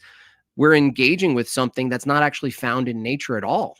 We're engaging with something metaphysical, I would argue even supernatural.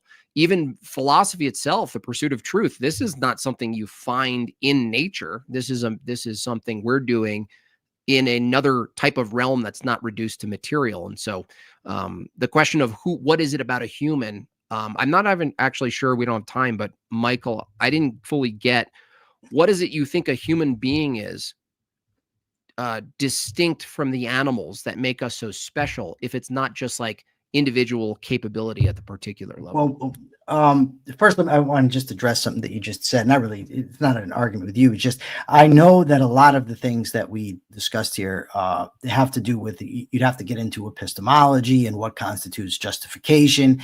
And then we got into morality, and then it would have to go to, well, what are the moral obligations? Are they obligations? Are they duties? What should you do?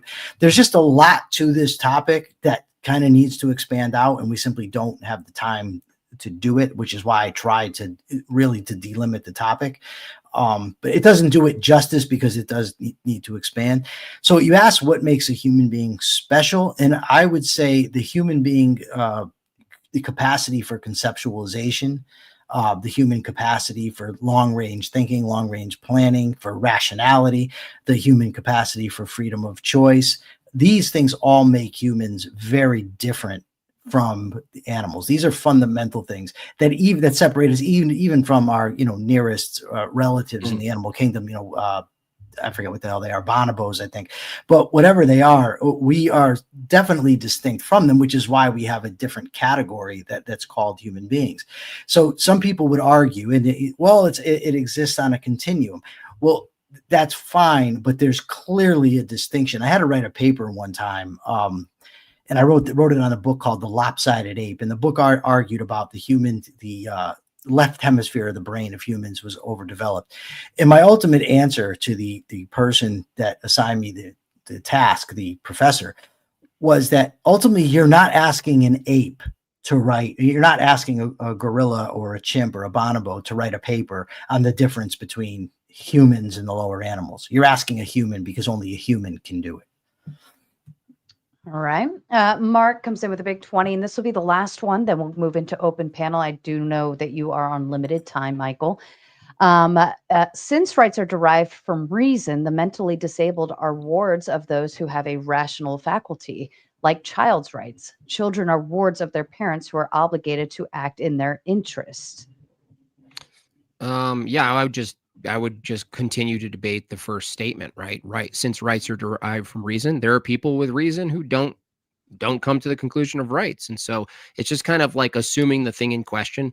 Just saying rights are derivative of reason doesn't tell me why you can reject someone who uses reason to reject rights. It's just like, it's just starting with the conclusion, basically. But it's a $20 chat, so at least it was worth starting with the conclusion. Well, Mark is a great guy. He's one of my closest friends on the planet. He's my co-chair of the American Capitalist Party. and he's a great guy. I wouldn't word it that way. I wouldn't say rights are derived from reason. I would put it at that rights are derived from the fact that man is a moral, rational being. It's a slight distinction. I don't know if we'd really disagree. He makes a point here that the mentally disabled are wards of those who have a rational faculty, like child rights. Children are wards of their parents who are obligated to act in their interest.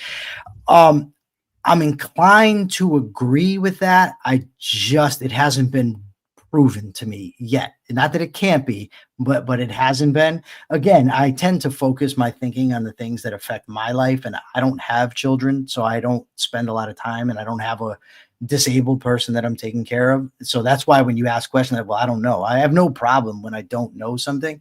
So Jim Bob said something, and we obviously can't get into the whole thing right now, but Jim Bob said, well, what if a rational person does this? Well, we'd end up arguing is it rational for the person to reject rights? And that, again, that comes down to epistemic justification, and it's a much broader discussion than we're capable of having in this format. Not that we couldn't debate that also. I'm just saying you can't debate that and rights and ethics all in one time.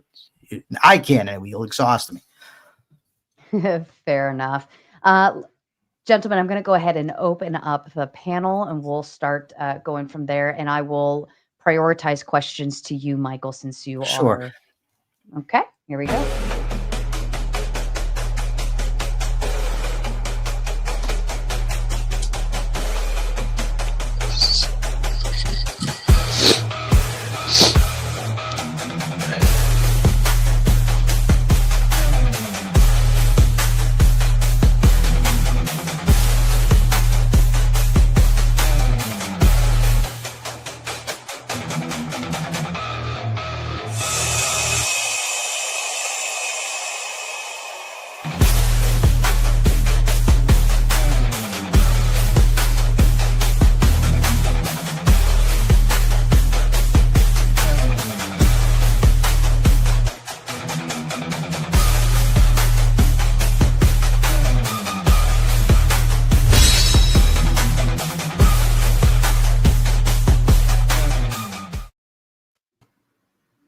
All right, ladies and gentlemen, Jim Bob just stepped away for a quick second, but we're going to go ahead and I'm going to go ahead and start with Ryan. Do you have a question for Michael?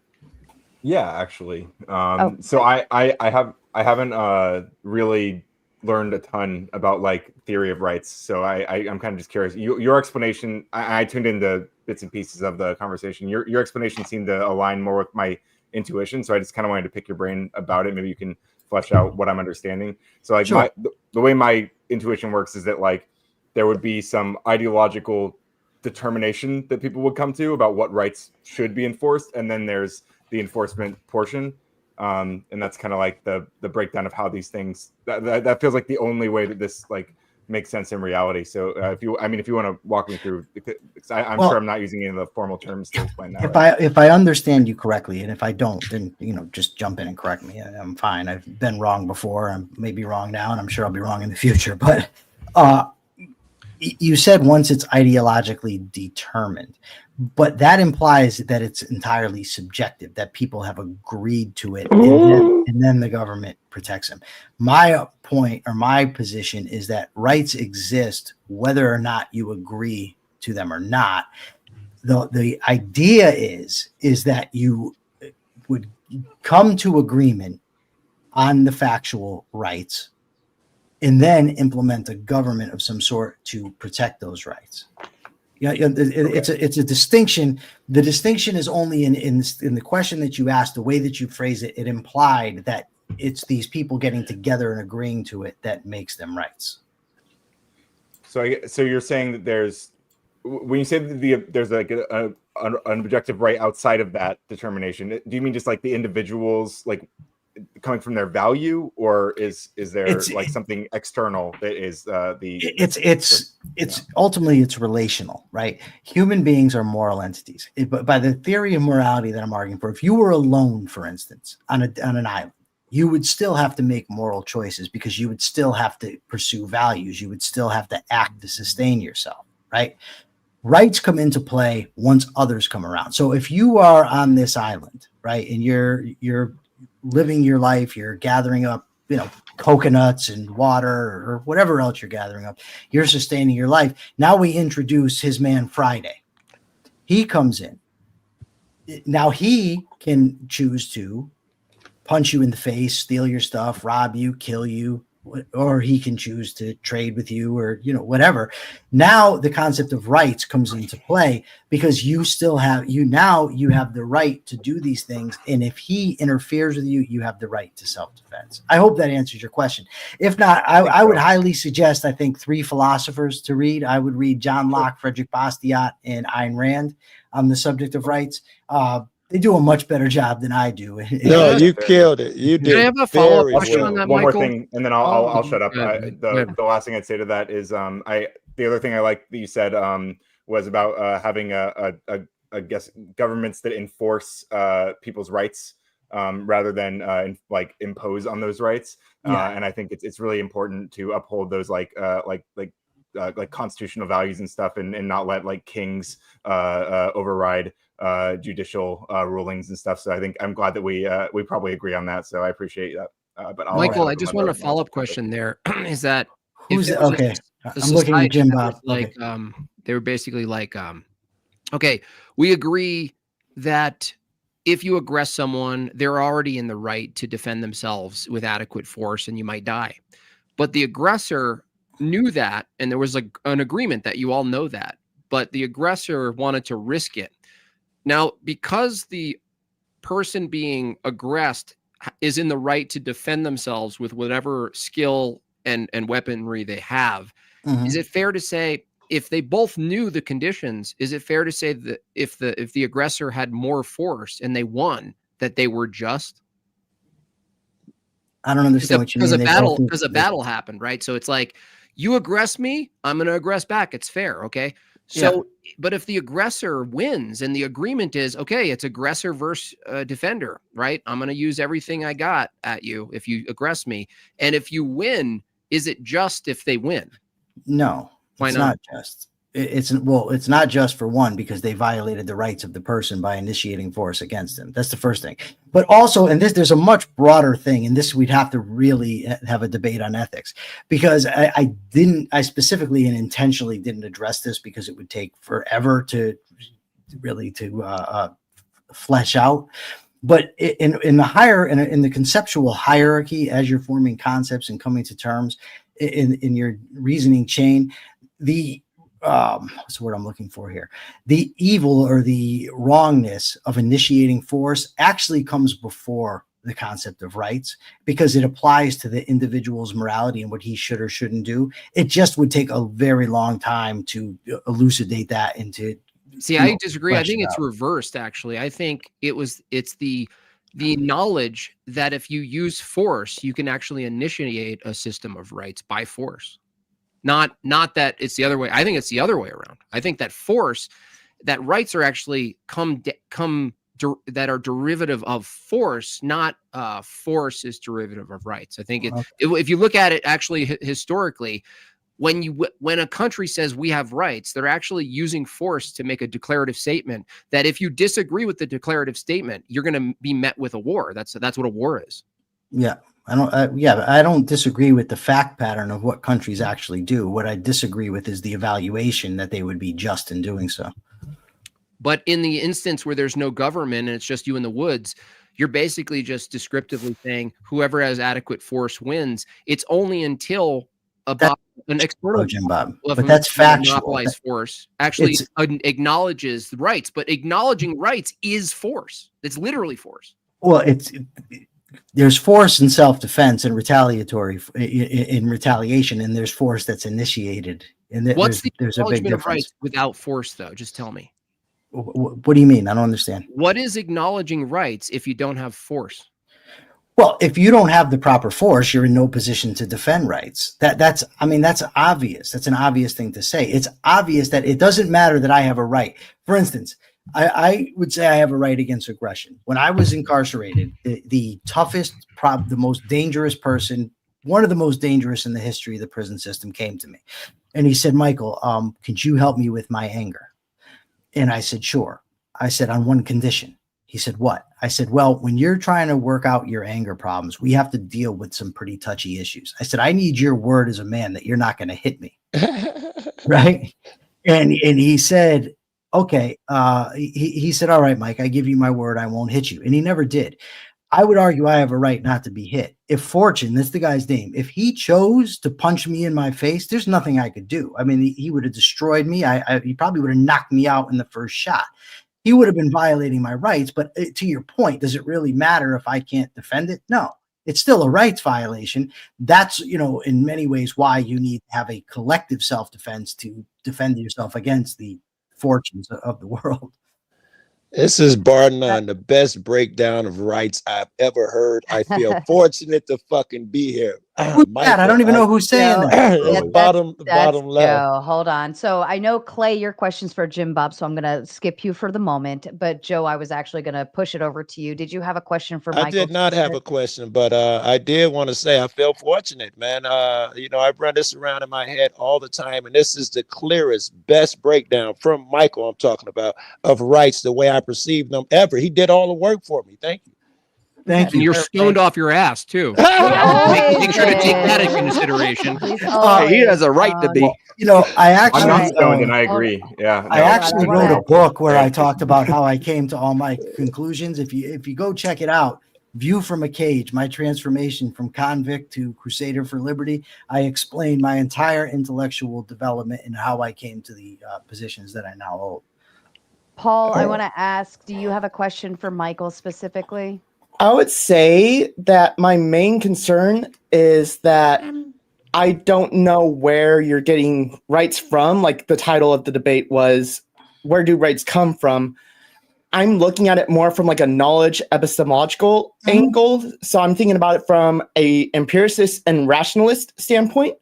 Where exactly do rights come from? What grants rights? And also, how do you determine what is a right and what isn't? Because you couldn't answer earlier, what if owning a gun, for instance, was a right, right? Right. So before I answer the question, I just want to make clear. It's often fairly easy to identify a principle, right? An abstract idea that has to be applied practically. It's much more difficult to assess all the implications of that when you're taking action, all the practical implications.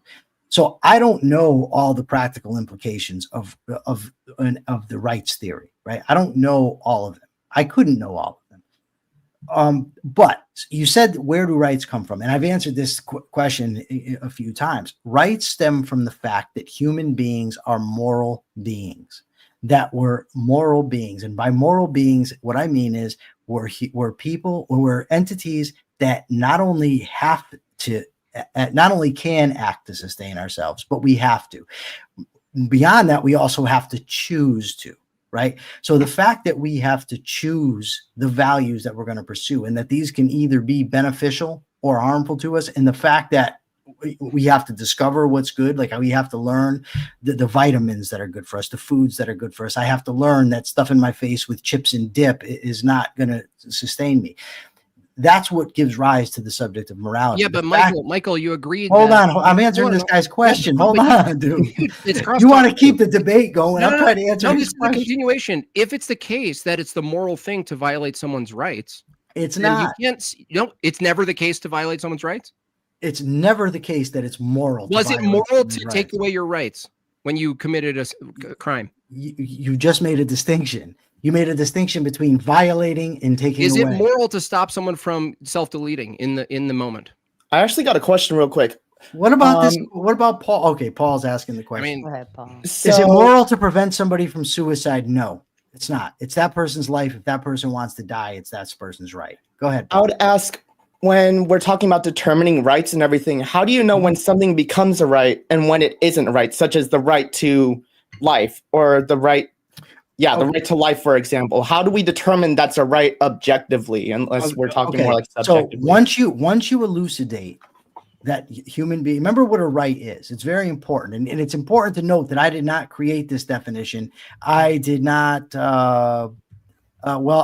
J.B. Pelletier, I do not think the good is illusory. So I don't know where you got that idea. But the concept of rights and the definition goes back centuries. It's not my creation, that it's a moral claim, right? You could go back all the way back to sophists who were discovering the difference between what was legislated and whether or not what was legislated is just or not. The ancient Stoics in Rome who were elucidating natural law, Cicero or Cicero, however you want to pronounce it. So the idea of rights, as I've defined it, defining natural rights, is not my invention, right? So you have to understand that. So then what you have to ask yourself is, if there's such a thing as a moral being, right? Does a moral being, or is a moral being, entitled to certain things? And you have to ask yourself, well, what is that person entitled to? No, non-blood sport actually is just code to I don't like insults, and I don't like interruptions. No, but it's kind of fun to interact with them. So that's the question to ask. And the way that you would discover it is through observation and reason. You observe entities in reality. You observe that some entities are inanimate. You observe that some entities act. These are observations that you make. You observe that when entities act, some things are good for them, some things are bad for them. We observe that some entities are not able to make choices and other entities are.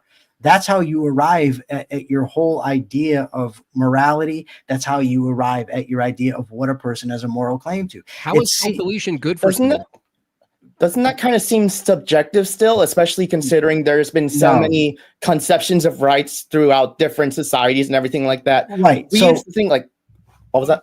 No. Well, you're going to invoke disagreement, and yes, people disagree, but people disagree about all kinds of things. It doesn't mean the fact is that people disagree when things are true, and one person's right and the other person's wrong. So the fact that people disagree about it, Einstein disagreed vehemently with quantum mechanics, right? So in the quantum mechanics, professors, notably Niels Bohr, disagreed with Einstein.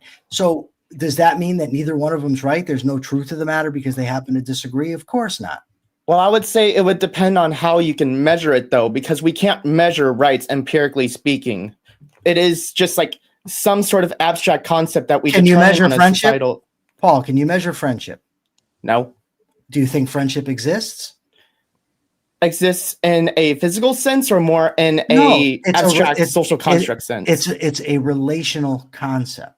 It's an agreement, though, which is subjective from your own standards. So the whole point is, if you bring in friendship, you're actually not doing a service to your own argument, because you could just say, because the fact is these people are friends. Let me finish. Because you can just define a friendship. You couldn't say this type of relation is not a friendship, right? You couldn't ever tell someone that, right? Sure, you could. No, Why you couldn't. Couldn't you? No, if friendship someone means a specific thing. No, yes, Mike, if someone had a friendship and their standard or criteria for what is a friendship disagree with your standard, you couldn't tell them that they had a wrong friendship, right? What? Say that again. I was reading. If someone had a relationship with someone and their criteria for friendship didn't match your criteria, you couldn't tell them they were in an incorrect friendship, right? Jim Bob, in some cases you are assuming, in the very way you explain that what constitutes friendship is a matter of opinion. A construct. You're saying right. So you agree rights are a construct. That's the end of the debate. Michael, how about this? Me and you are best friends. How can you refute that, Michael? I would even because say, I'm not your friend. Like that's well, like when how do you someone know we're not friends? You would have to define friendship. Stop it, Chris. That would be like if I said, Jim Bob is my best friend, like we are best friends, Jim Bob, 110%. And Jim Bob's like everybody on panels like, is that true, Jim Bob? And Jim Bob's like, absolutely not. We're not friends at all. What is she crazy? Like, obviously we both have a completely different set of standards for what friendship is. And right? somebody's right and somebody's wrong. How do you determine that? You may not be able to. How do you determine that? No, let him answer. How do you determine that? Hold on. When you form a concept, and this goes back to the you're not going to answer the question. Dude. You're going to do let him answer. Let him answer. It's absolutely ridiculous. You ask me a question, I'm going to answer, and then you interrupt me. And then you say, that's a good debate strategy. You're not going to answer, dude. You can't tell a goddamn thing. You don't know what you're talking about. What was the question? Let's be honest. The Let's start with question the is, how question. can you tell what a friendship is? That was the question. No, how can you tell who's right or wrong between the two criteria? And the way that you can tell is that friendship has been conceptualized a certain way, right? Either it's a legitimate concept. Hold on. Hold on. Dude, can you shut the fuck up? No, this Jesus is panel, Christ, dude. His epistemic standard is No, that's not my. Listen, I'm not answering this question because I know you can't answer the question. How do you measure friendships? Stop, Chris. I'm asking the I question. measure friendship by not being a jackass who hides behind a puffy cloud. That's how I measure. That's I'm a Chris. cloud, bitch. He can't. I'm a cloud. He cams up Fucking human. all the time. All right, Oh, Chris, boy. that's enough. So I'm asking you the question. If I believe that Jim Bob is my best friend, but he's telling everyone on this panel, like, no, the fuck we ain't, right? Like, who determines what that friendship actually is and who is right or wrong? Okay. Like, how would everyone sit Let me here ask and you, is make friendship that decision? Okay, it all is contingent on whether friendship is a legitimate concept or not. Is friendship a legitimate concept? Every concept has parameters. That's what a definition of a concept does. What if, it differentiates the concept. Well, yeah, it's subjective, though. Hold on. What if Ryan says, I don't believe in friendship at all? I think it's just some made up thing that people say. Okay, then Ryan is making a factual claim, right? Ryan is either right or wrong. It's not a matter of opinion. It's still, Ryan might be correct in his observation that there's no such thing as friendship. Maybe friendship's not a legitimate What are the parameters concept. of friendship then? Wait, How do you what are the determine who's parameters right of or wrong? friendship? Sarah asked. Exactly. I want to And chime in what- since I got kind You've been named. I feel like when it comes to the question of like the Sara and Jim Bob example, I think there is an answer. Like I think most people would agree that if Sara is saying, "Hey, Jim Bob's my best friend," and Jim Bob's like, "I don't fucking know this bitch," then Sarah's just wrong. Like that's not what friendship is. Like That's not friends. the that's not the hypothetical because obviously I know disagree that Sarah. they're not No, friends. that's not Like, the most people hypothetical. would. Sarah would just Dude, be Ryan, wrong. Yeah. Ryan, don't be a sneak. I know it's in your nature to be a sneak, but we know each other. Well, it's in your nature to be a retard, but So No, it could, yeah, that's not a it kind it dude. could You be just true. the question, dude. Sarah made a very clear question, which really debunks the whole Not a thing. If clear you swap answer. friendship with rights, the point is, we're asking for how do you determine? You're just Ryan going, well, clearly most people agree. No. That's the answer. This is how you determine anything. Is it a legitimate concept? For instance, ghost is not a legitimate concept. It hasn't been conceptualized. It hasn't been observed. It hasn't been delimited. It hasn't been defined and distinguished from other concepts. It's illegitimate. So now we have to ask, is friendship a legitimate concept? Hang on, wait. What? This is the part y'all keep cutting them off at. Legitimate. Yeah, I'm done. I'm not. This is the important part. We cut him off at the part where he doesn't answer the question. You just give because- him more time. No, you Well, honestly David, like fine. this is like What- this is You're like not telling us the ultimate, methodology, bro. because you don't Jim Bob. In all fairness, you don't understand.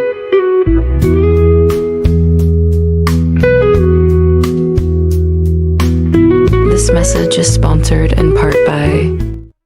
All right, gentlemen, the testosterone is strong here. All right, is, but you know Michael, what? It is Michael, now. hold up, everyone. I told you I had to leave My- at 10:30. So let's ask one question. I think Clay had a question, if I'm not mistaken, in the corner there. If Clay somebody had asked a to question. Jim Bob. For Jim Okay. Bob. Well, I did ask a question, but Yes. the answer you're giving is just exemplifying something else. No, You're it's talking not. about a ghost. The problem is what you want is a simple answer to a question that's not simple.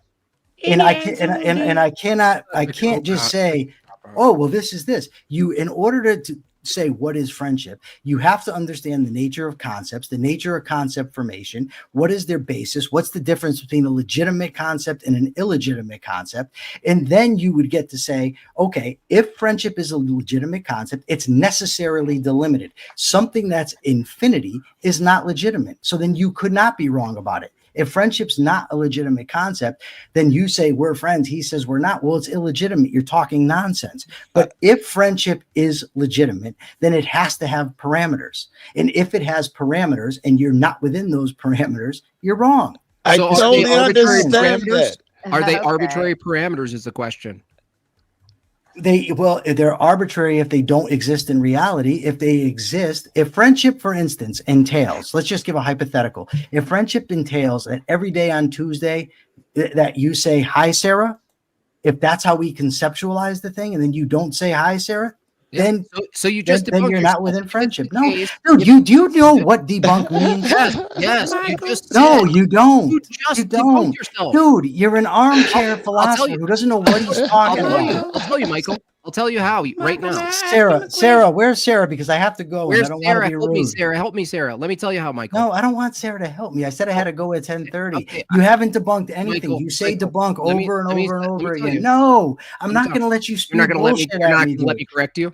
No, Okay, because you're so saying nonsense. You said there's a correct way between two friendship parameters to decide who's correct. Now the latest thing is you just arbitrarily define the parameters of what a friendship is. No. You just contradict yourself. No, P1 I is didn't. no first P is there's a What correct is that music?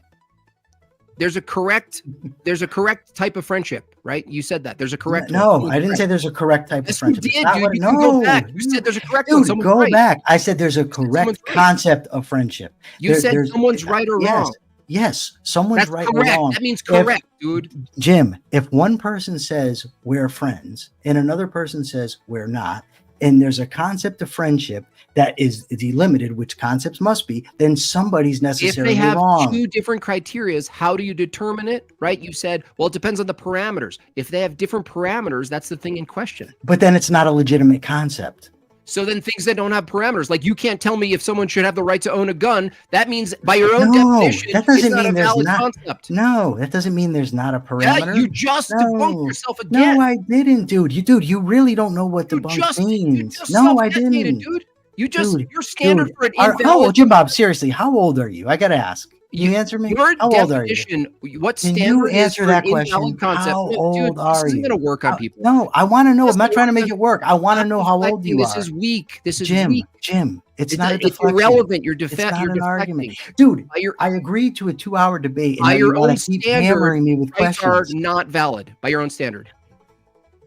Say it Why? again. Because you can't tell me if someone should own a gun or not. That's one example where A doesn't equal A, where you can't define. If you can't define between the parameters or not, you Dude, just said it's an invalid concept. Hold on. Therefore, No, rights are not no. valid. No, this Yeah. is the problem is, and this is the inherent problem with this, is you think you're making sense, but you're not. That's meta. Right? That's meta. No, That's cope. I don't care what May it I is. It's ask the Michael truth. Lebowski Total a cope, question? No, you can't ask me anything. I just Evan wanna had a ask you- question. Evan, did you want to go ahead and chime in with your question really quick?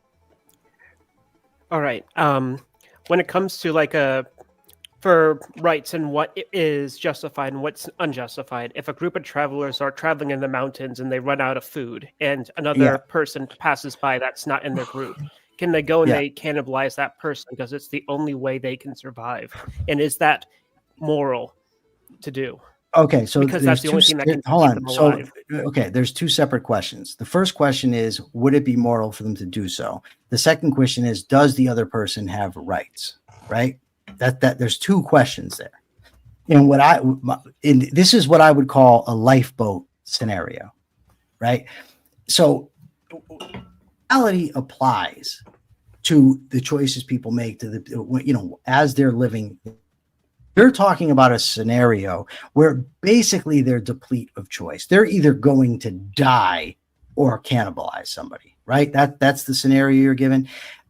I would argue, and again, this is going to take us so far afield, which is why I hate these things, that morality actually doesn't even apply in such a situation, because you're not living in a situation, you're not describing a situation where people are actually making free choices about how to apply principles and values to their actions. You're talking about a situation where somebody's facing imminent death if That's they not don't a free do choice something. to eat the person or not. Okay. So is there another question that somebody has before I go? Michael, may I please ask you a question? What's No. the difference between No. a friendship and an acquaintance? Yeah, What's the I'm difference not. between a yeah, friendship I and an appreciate you, Michael. acquaintance? It was an I mean, that's a good interesting question, honestly. What's the difference between a friendship and an Alright. acquaintance? Good Chris. call. Michael, Hope you have just a good one night, man. quick question. What differentiates Who's this? Who's this? imminent survival Evan. me? Go ahead. what differentiates like an imminent survival situation and like their best possible future? Like they could steal like the resources of someone else to get the best possible life outcome for themselves. How is that different from like them surviving instead of so dying? the difference between the two, right, is when in the scenario where you're talking about, we're already living in a society, and we're deciding, should we attack somebody, should we kill somebody, right? In this situation, we're living appropriately. If we're living by the human means of survival, reason, conceptualization, we're planning long term, right? We have to extrapolate from our observations, discover what's going to further our long-term interest, what's going to sustain us over decades, right? So in that situation, you go and invade somebody, you're not doing that, right? And I don't have time to get into all the reasons why you're not, but you can just look at war and you can see why ultimately war is destructive. People are dying on both sides, things of that nature, right? In the other example, you're not talking about a situation where a person is conceptualizing their long-term survival. You're talking about a situation where somebody has to decide if they're going to survive for the next 5 minutes or they're going to die immediately. That's the difference. So I'm going to, I really do. It's 11 o'clock. I said I was only going to stay till 10:30, and somehow I've been manipulated to stay. I haven't really been manipulated. I haven't really been. If you leave, we gotta beat up on Radical Coda. It actually hasn't been a give you a manipulation. future reference for any future debates. I know I allowed a little wiggle room on the flex of time this round, but my usual start time is 9:15. I do require 3 hours from my panelists so that we're not rushing to open panel either. So that is the standard here. I did allow flex for this. But before you leave, Michael, can you give me the name of that book again so I can type it in? I actually have two books. The one book I wrote look at you. The first book is actually called Down the Rabbit Hole: How the Culture of Corrections Encourages Crime. That doesn't deal with my political views. That's just a book about correctional philosophy and what's wrong with what's wrong with prison. Give me the other one. The second book is View from a Cage: My Transformation from Convict to Crusader for Liberty. And I recommend everybody check out my podcast, The Rational Egoist. I've had many debates. They're not blood sport debates. They're just the regular good old fashioned quest for truth. They're very good. I've debated conservatives, libertarians, leftists. I debated the senior editor from Mother Jones magazine for God's sake. So you can check that out. And also everybody check out the Capitalist Corner, where every day, 9 Pacific, 12 Eastern, Mark Pellegrino and I host it. We discuss current events from a pro-capitalist point of view. And again, thanks everybody. I know we got a little rowdy, but you guys love the rowdiness. I don't. I've had enough rowdy to last me a lifetime. I mean, I had rowdy before prison, 25 years of rowdy in prison. I just want peace. So this was probably peaceful for you guys. For me, it was extraordinarily rowdy. And Jim Bob, I apologize for telling you to shut the fuck up. That's not my way. That was a momentary laugh. I can handle it. No, I know you can, but it's really not about you. It's about me and how I want to behave. But otherwise, thanks everybody. Sarah, thank you very much for having me. Be easy, pal. Maybe I'll see you in the future. Take care, everybody. Thanks, Michael. Have a wonderful evening. Hey, Kissy Cat came in with a big 20, says, stop being a cloudist, Michael. Let the puffy speak. But Powder Dusty comes in with another 20, says, puff and brick to the back. You both got shoved back there. Sorry, boys, you got 10 minutes back there, but I also have more people to bring on too. So you're back to the back of the line. Where's a dude who had a question for me? He disappeared. That's one that got pushed to the back. Powder Dusty, I don't want to speed date. Can I hold? I'm gonna hold this. I'm gonna hold this speed date for a little bit later, just because the whole evening has just been shifted horribly, and I don't like it. So I'm holding it, Powder Dusty, just so we can actually get through the conversation for now, and then when things get out of hand, I'll go into a speed date. All right, let's see. Okay. I know some people had some questions for Jim Bob, so why don't we start doing that? Yeah, I guess I do have. I mean, so I think I understand more or less where Michael was coming from in conceptualizing rights. What about you, Jim Bob? Can you give me like a quick summary to make rights don't exist? Only force does. Jim Bob, I had a question. I'm sorry. Well, can I respond to that? Like, so people don't decide what rights to enforce? No, what they decide is useless if there's no force. But Jim Bob, I feel like that doesn't. Okay, I feel like that doesn't. You're having trouble picking internalizing yeah, words. I'm having What's trouble wrong with you? What's wrong with you? But yeah, sure. Okay, cool. I guess you're. What part don't you understand, Ryan? Hey, Jim Bob. Another concept exists. What? Jim Bob. Don't you understand, Ryan? We can do a training course right now, dude. The rights as they are in a declaration. All right. Ryan, I'll try not to be hostile, but good luck. If it's the case that rights, as you're describing, are simply a set of permitted behaviors and restricted behaviors that are met with force, what part don't you understand from my position that the only thing you're really talking about is an agreement for things, behaviors that are allowed or not allowed, met with force? Well, I'm talking about the concept of that people would decide whether or not they want to enforce. Yeah, right? I love that conversation. You know why? Because once you understand that the only thing in play is force, I'm not arguing that force might is right, like correct, but I am arguing that in an ordered society, you're going to need force and the threat of force to maintain order. So the only question from me, Ryan, ends up being whose ethical, metaethical, moral, epistemic system ought inform the use of force and the not use of force. I think that's a fair position. Sure. Are you an American? Yeah. Okay. Well, in America, we would decide that based on the rule of law, like by the Constitution. And the rule of law is totally upheld and defended by, drum roll, everyone, force. Nobody. Yeah. What do you mean nobody? Well, I mean that we have they established. threw law out the door a long time ago. That doesn't counter my position. Yeah, that just doesn't negate what I said at all. Hey, Ryan, you think you can let me go ahead. ask Jim Bob a question right quick? Look like you guys are going forever. Jim Bob, I'm going to read a sentence here. You tell me what you think about it. We hold these truths to be self-evident, that all men are created equal, and that they are endowed with by their creator with certain inalienable rights. What Who's are they? Creator? What do you think they're talking about there? That's ambiguous on purpose. First of all, nothing's self-evident. That's a nonsense machine position. That's enlightenment garble. Creator doesn't tell me who. I mean, if someone says the creator is actually Moloch, that's who's actually informing the Constitution. How are you going to do you have an answer for my question? What rights do you think they were talking about? Rights don't exist. What they're talking I didn't ask you if they exist. What rights do you think they were talking about? How did you think they had it? What were they thinking? Do you think they were talking about when they crafted that? Yes. I think they were talking about the rights to pursue a life, some type of life, some type of dignified life. All right. It's totally ambiguous.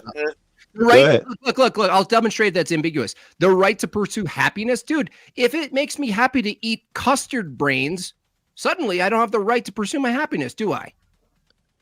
You don't. I don't know. What's a custard brain? Maybe I don't know what that is. Jeffrey Dahmer. Do I have the right? If it hurts someone else, so it's we can assume that you violated rights, right? I thought that's where they started at. Who's the you God? You don't have the right to aggress against others. I get it, but that's the thing is whose God determines the conditional. Because one of the problems is that like Andrew, for example, thinks that like gay people getting married makes his marriage less valuable, which is a super weird thing to believe. Jim Bob probably believes this as well. So like I guess I understand why that. I think you're lying. I don't think Andrew's completely false. He's tweeted that before. He absolutely has.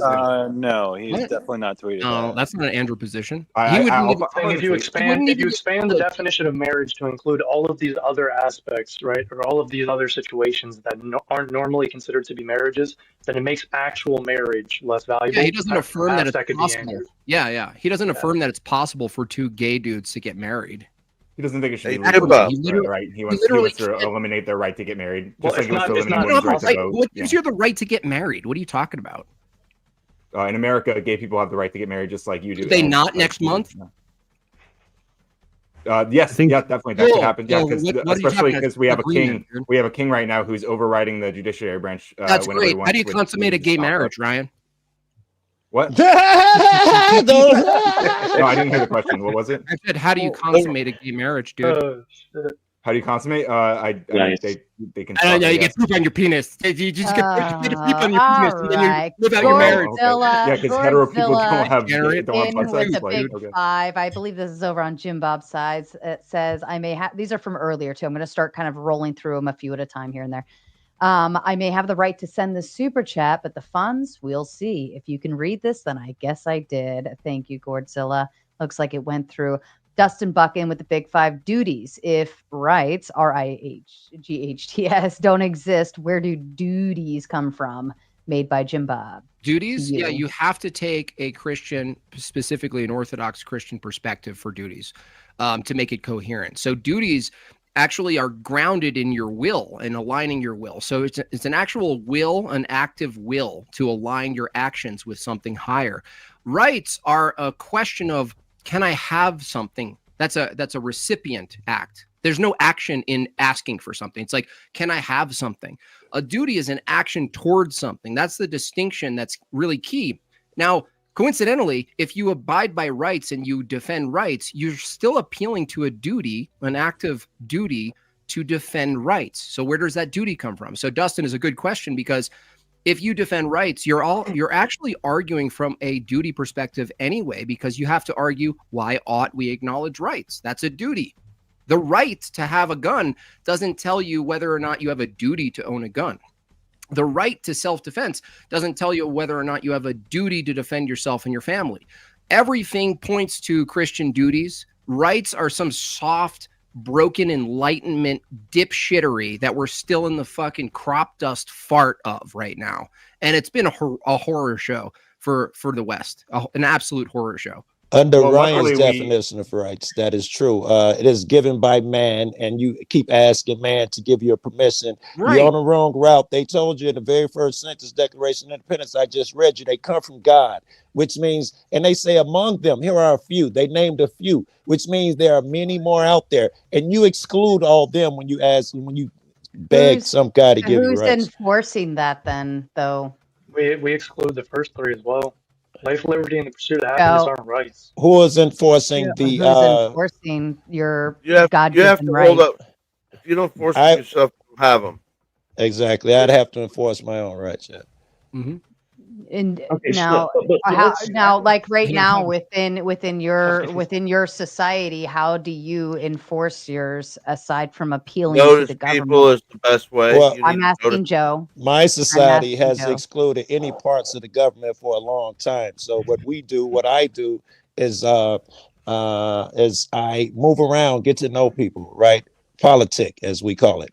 And then that's how I move around and gain favor and make things happen in my world. That's how I survive. You mean, So wait, you're I just still want to appealing- summarize that. Do you mean I'm still appealing to, but of course. I don't have to outright ask. I can do things other people can't because I put myself in those situations. Do you And have I'm a not sure that driver's has license? anything to do with. Oh, I So do. you I put do. yourself Now, in a position to enact I'm higher sorry. force. Now, lately, the last 6 years and shit, I've been all up in the system. I got a credit card, all that square shit. To drive, yeah, all of that. So yeah, I fuck with the government now, but for years, no, that didn't even apply to me, man. I don't know. That's not what rights would have nothing to do with the government, right? That's nonsense. And because someone can take something from you, that didn't mean it was mine. I had a bike, someone stole it and took it from me. By your philosophy, that wasn't my bike anyway, because the motherfucker had the authority to take very it. good. Very good. Very good, Joe. Guess what? Possession is basically the ability to defend what's in your proximity or in your possession with force, right?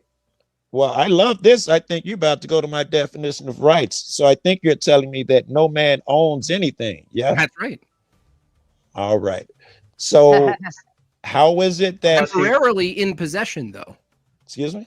Temporarily in possession. I go for temporarily in possession of a thing. But if there's no ownership, you can certainly grasp the concept that no man gets to control you. No man can. A man could actually restrict your ability to do things, but I agree on a metaphysical, spiritual level, they can't actually Yes. control you.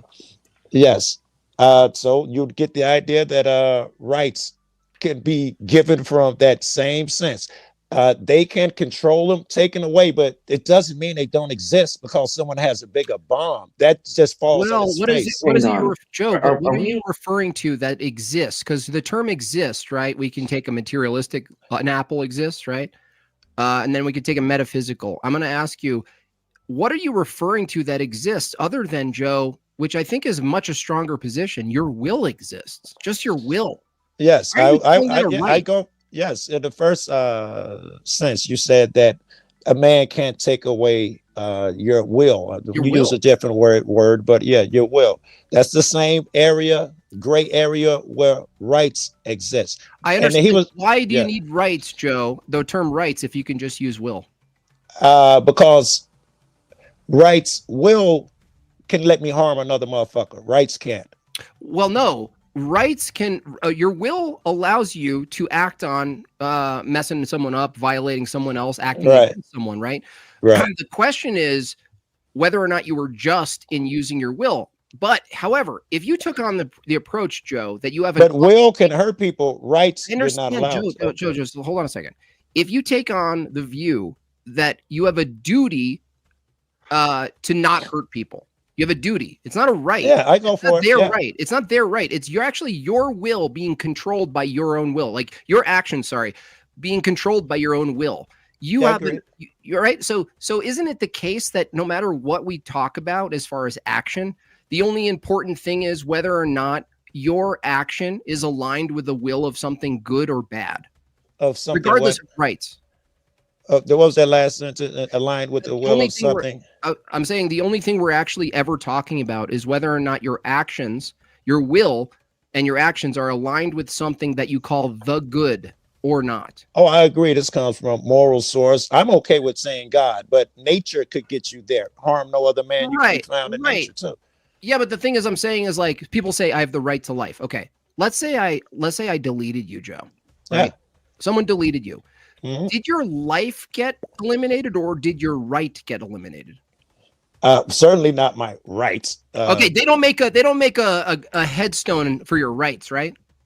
Not that I'm aware of. And they'll I'm say not- like Joe's rights gone. You know, he lived from whatever. You know, I doubt it. They don't 1970. even defend them on a daily Yeah, basis in my that's life. the So thing no is, like, headstone. No. Yeah, that's the thing is like the thing we're really pointing to. Like, if you took someone's life, you took their life. You didn't take their right to life because their life was taken. Like, No, there's because right is not a thing that you can't be taken. It has nothing to do with whether it can be because it taken or doesn't not. exist. It can't be taken because it doesn't exist. That's right. Does It can't does be love taken because does it doesn't love exist. exist? Love, you can't. Yeah, that's not something you can. Wait, take. wait, wait. It does exist. Love is an action. Yeah. it Can does you? exist. What if I say I love you and you don't love me? Is that a thing? What? If I say I love Jim Bob, you say you don't love me. Who's right? Love can't exist. This is the philosophy you chose. No, earlier. you're One equivocating person the you're can love. equivocating the definition of right and right. You're No, saying I'm leaving. I'm trying to get him to understand that where rights exist in That the actually same place proves my point, love Joe. exists. Joe, You just said Joe, love but exists, Joe, but you hold on, let me can't answer, let me define answer. it. Joe, Is let me love answer. two-sided though? Love's Let me not answer. two-sided. Joe, let me answer. If you say love exists, it necessarily follows it has an objective standard that's not based in just you, right? No, I don't What? think so. You Okay, think so there's love an doesn't exist. objective It's standard subjective. for So the love? question is gone. Now that you No. I'm asking. We stay with it. Question ain't gone nothing. Don't run. Are you saying love doesn't exist? No, I'm saying. All I'm right. asking you. If Tell you say, me if there's an objective standard. Please tell me what it is, and the rest Look, you tell me if you agree Jesus with this. Christ, the second person of the Godhead, Logos incarnate. I don't know what was that. Was that an answer to Jesus my question? Or Christ, you reading something on the bottom of the Godhead table? is the incarnate, the epitome. I don't even know her. Can you tell me what love is? Jesus, you don't know who Jesus Christ is? Christ is love, dude. Oh, her name, girl. Jesus is a her. You could have said Jesus. So Jesus exists. That's what he said. Yeah, Jesus exists. So love is Jesus. Jesus is the embodiment of love. If love, Joe, if love refers to being, a way of being, a way of acting, a way of existing, it necessarily follows that the only possible logical standard would be grounded in another being, an absolute being. Well, I noticed that you haven't explained to me what the parameters of love are yet. And I bet you some people don't even believe in Jesus. I literally just told you. You're the one arguing love doesn't exist, Joe. How is that going? No, I know. We haven't even got to my opinion of whether love exists. I'm trying to narrow down yours. I'm just asking the parameters. You said it must be definable. I am saying the definition of your love, Sarah's, and mine will not be the same no matter how you look at it, right? Okay. Yeah, but love still exists. Joe, just say love exists is to appeal to a standard to say love exists, right? Agree, but we can't define that standard. Agreed? Well, I just defined it for you. No. You said something about Jesus, some convoluted shit. Let's compare standards, Joe. What's the standard for love, Joe? I think it's subjective. You think it's objective. Oh, you just said it doesn't exist then. That's a game over. Next person. Oh my God. You with these lame ass victories. This just a run, JimBob, and you should run. I'll push back on Joe a little bit. Yeah, hold on. I want to, speaking of love, some super chats came in on Cash App. Mr. Harmon sends in the Big 10 and says, Doris Day, look today. You have the it factor. Thank you, Harmon. I told you look good today. In chat, Thank you might you. not decide. Old Sarge Finkel in with the big 20 just to say yo. And then Wellum Manuel with the big 50 of something. I think it's 5 for us for the right to latch. Fair enough. And then chairman of the board says rights are located at the crest of the labia. Thank you for bringing us full circle round to full degeneracy. Just like your chat, Sarah. Yes. So who said they wanted to push back? Yeah. Oh, I want to push back on Joe a little bit. I just wanted to ask him a couple questions real quick. I have some questions for Joe after that. So Go Joe, ahead, Brandon. is love a right or is love an obligation? I don't know. It's an obligation as far as I'm concerned. I don't. And is it a right? It will be a right as well. So you have a right to love. Yes. Where does this right come from? I think all rights, my own belief is God or being, architect. I don't know what you call them, but you can get there by nature. Don't harm another man. What's good for the goose.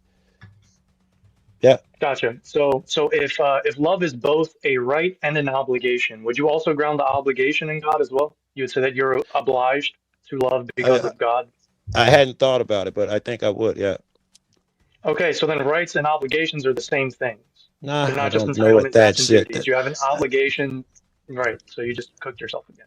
I'm not sure. Please explain. Don't assume a quick victory. Please explain why. Here's what I think is going on. I think you're saying that. Let me say this so you'll know what you asked me to explain it. I'll explain it to you, Joe. I'll give you a moment. Super simple about it. Here, this will help you. I think. Talks over you. Yeah, I think that that you're saying that because the Corvette is a car, all cars are Corvettes. I think that's where you were going. So that's why I'm asking for clarity. No, Joe. So look, I said, is love a right or an obligation? You said it's both, right? So when I asked you, love as a right, where does this right come from? You say God. When I say, okay, well, love is an obligation, does this also come from God? You're saying yes. Right. Therefore, they're practically the same thing at this point. You're just saying Not that really. rights God and gives obligations are the same thing. Okay. Right, but in the context of love, at least, right? No, I'm just saying they both come from God. I'm not saying they're the same thing. You said it's subjective and it comes from God. You just contradicted yourself. Is God subjective? Oh my God. God gives me love, friendship, and all of these things. Don't make them the same thing just because they come from God. I'm not going to agree with you. And to anybody watching on the Raging Tomatoes side, if you're in my chat, please move over to the Gauntlet. I have dropped the link into the chat and I'm going to go ahead and pin it. Head over there because I will shut down the show on the Tomato side and you will no longer be able to watch or chat from that end. You can only do so on Gauntlet. Please do so now. Yeah, go ahead, Joe. I think he was saying because rights come from God and duties come from God, they must be the same thing. I don't agree with that.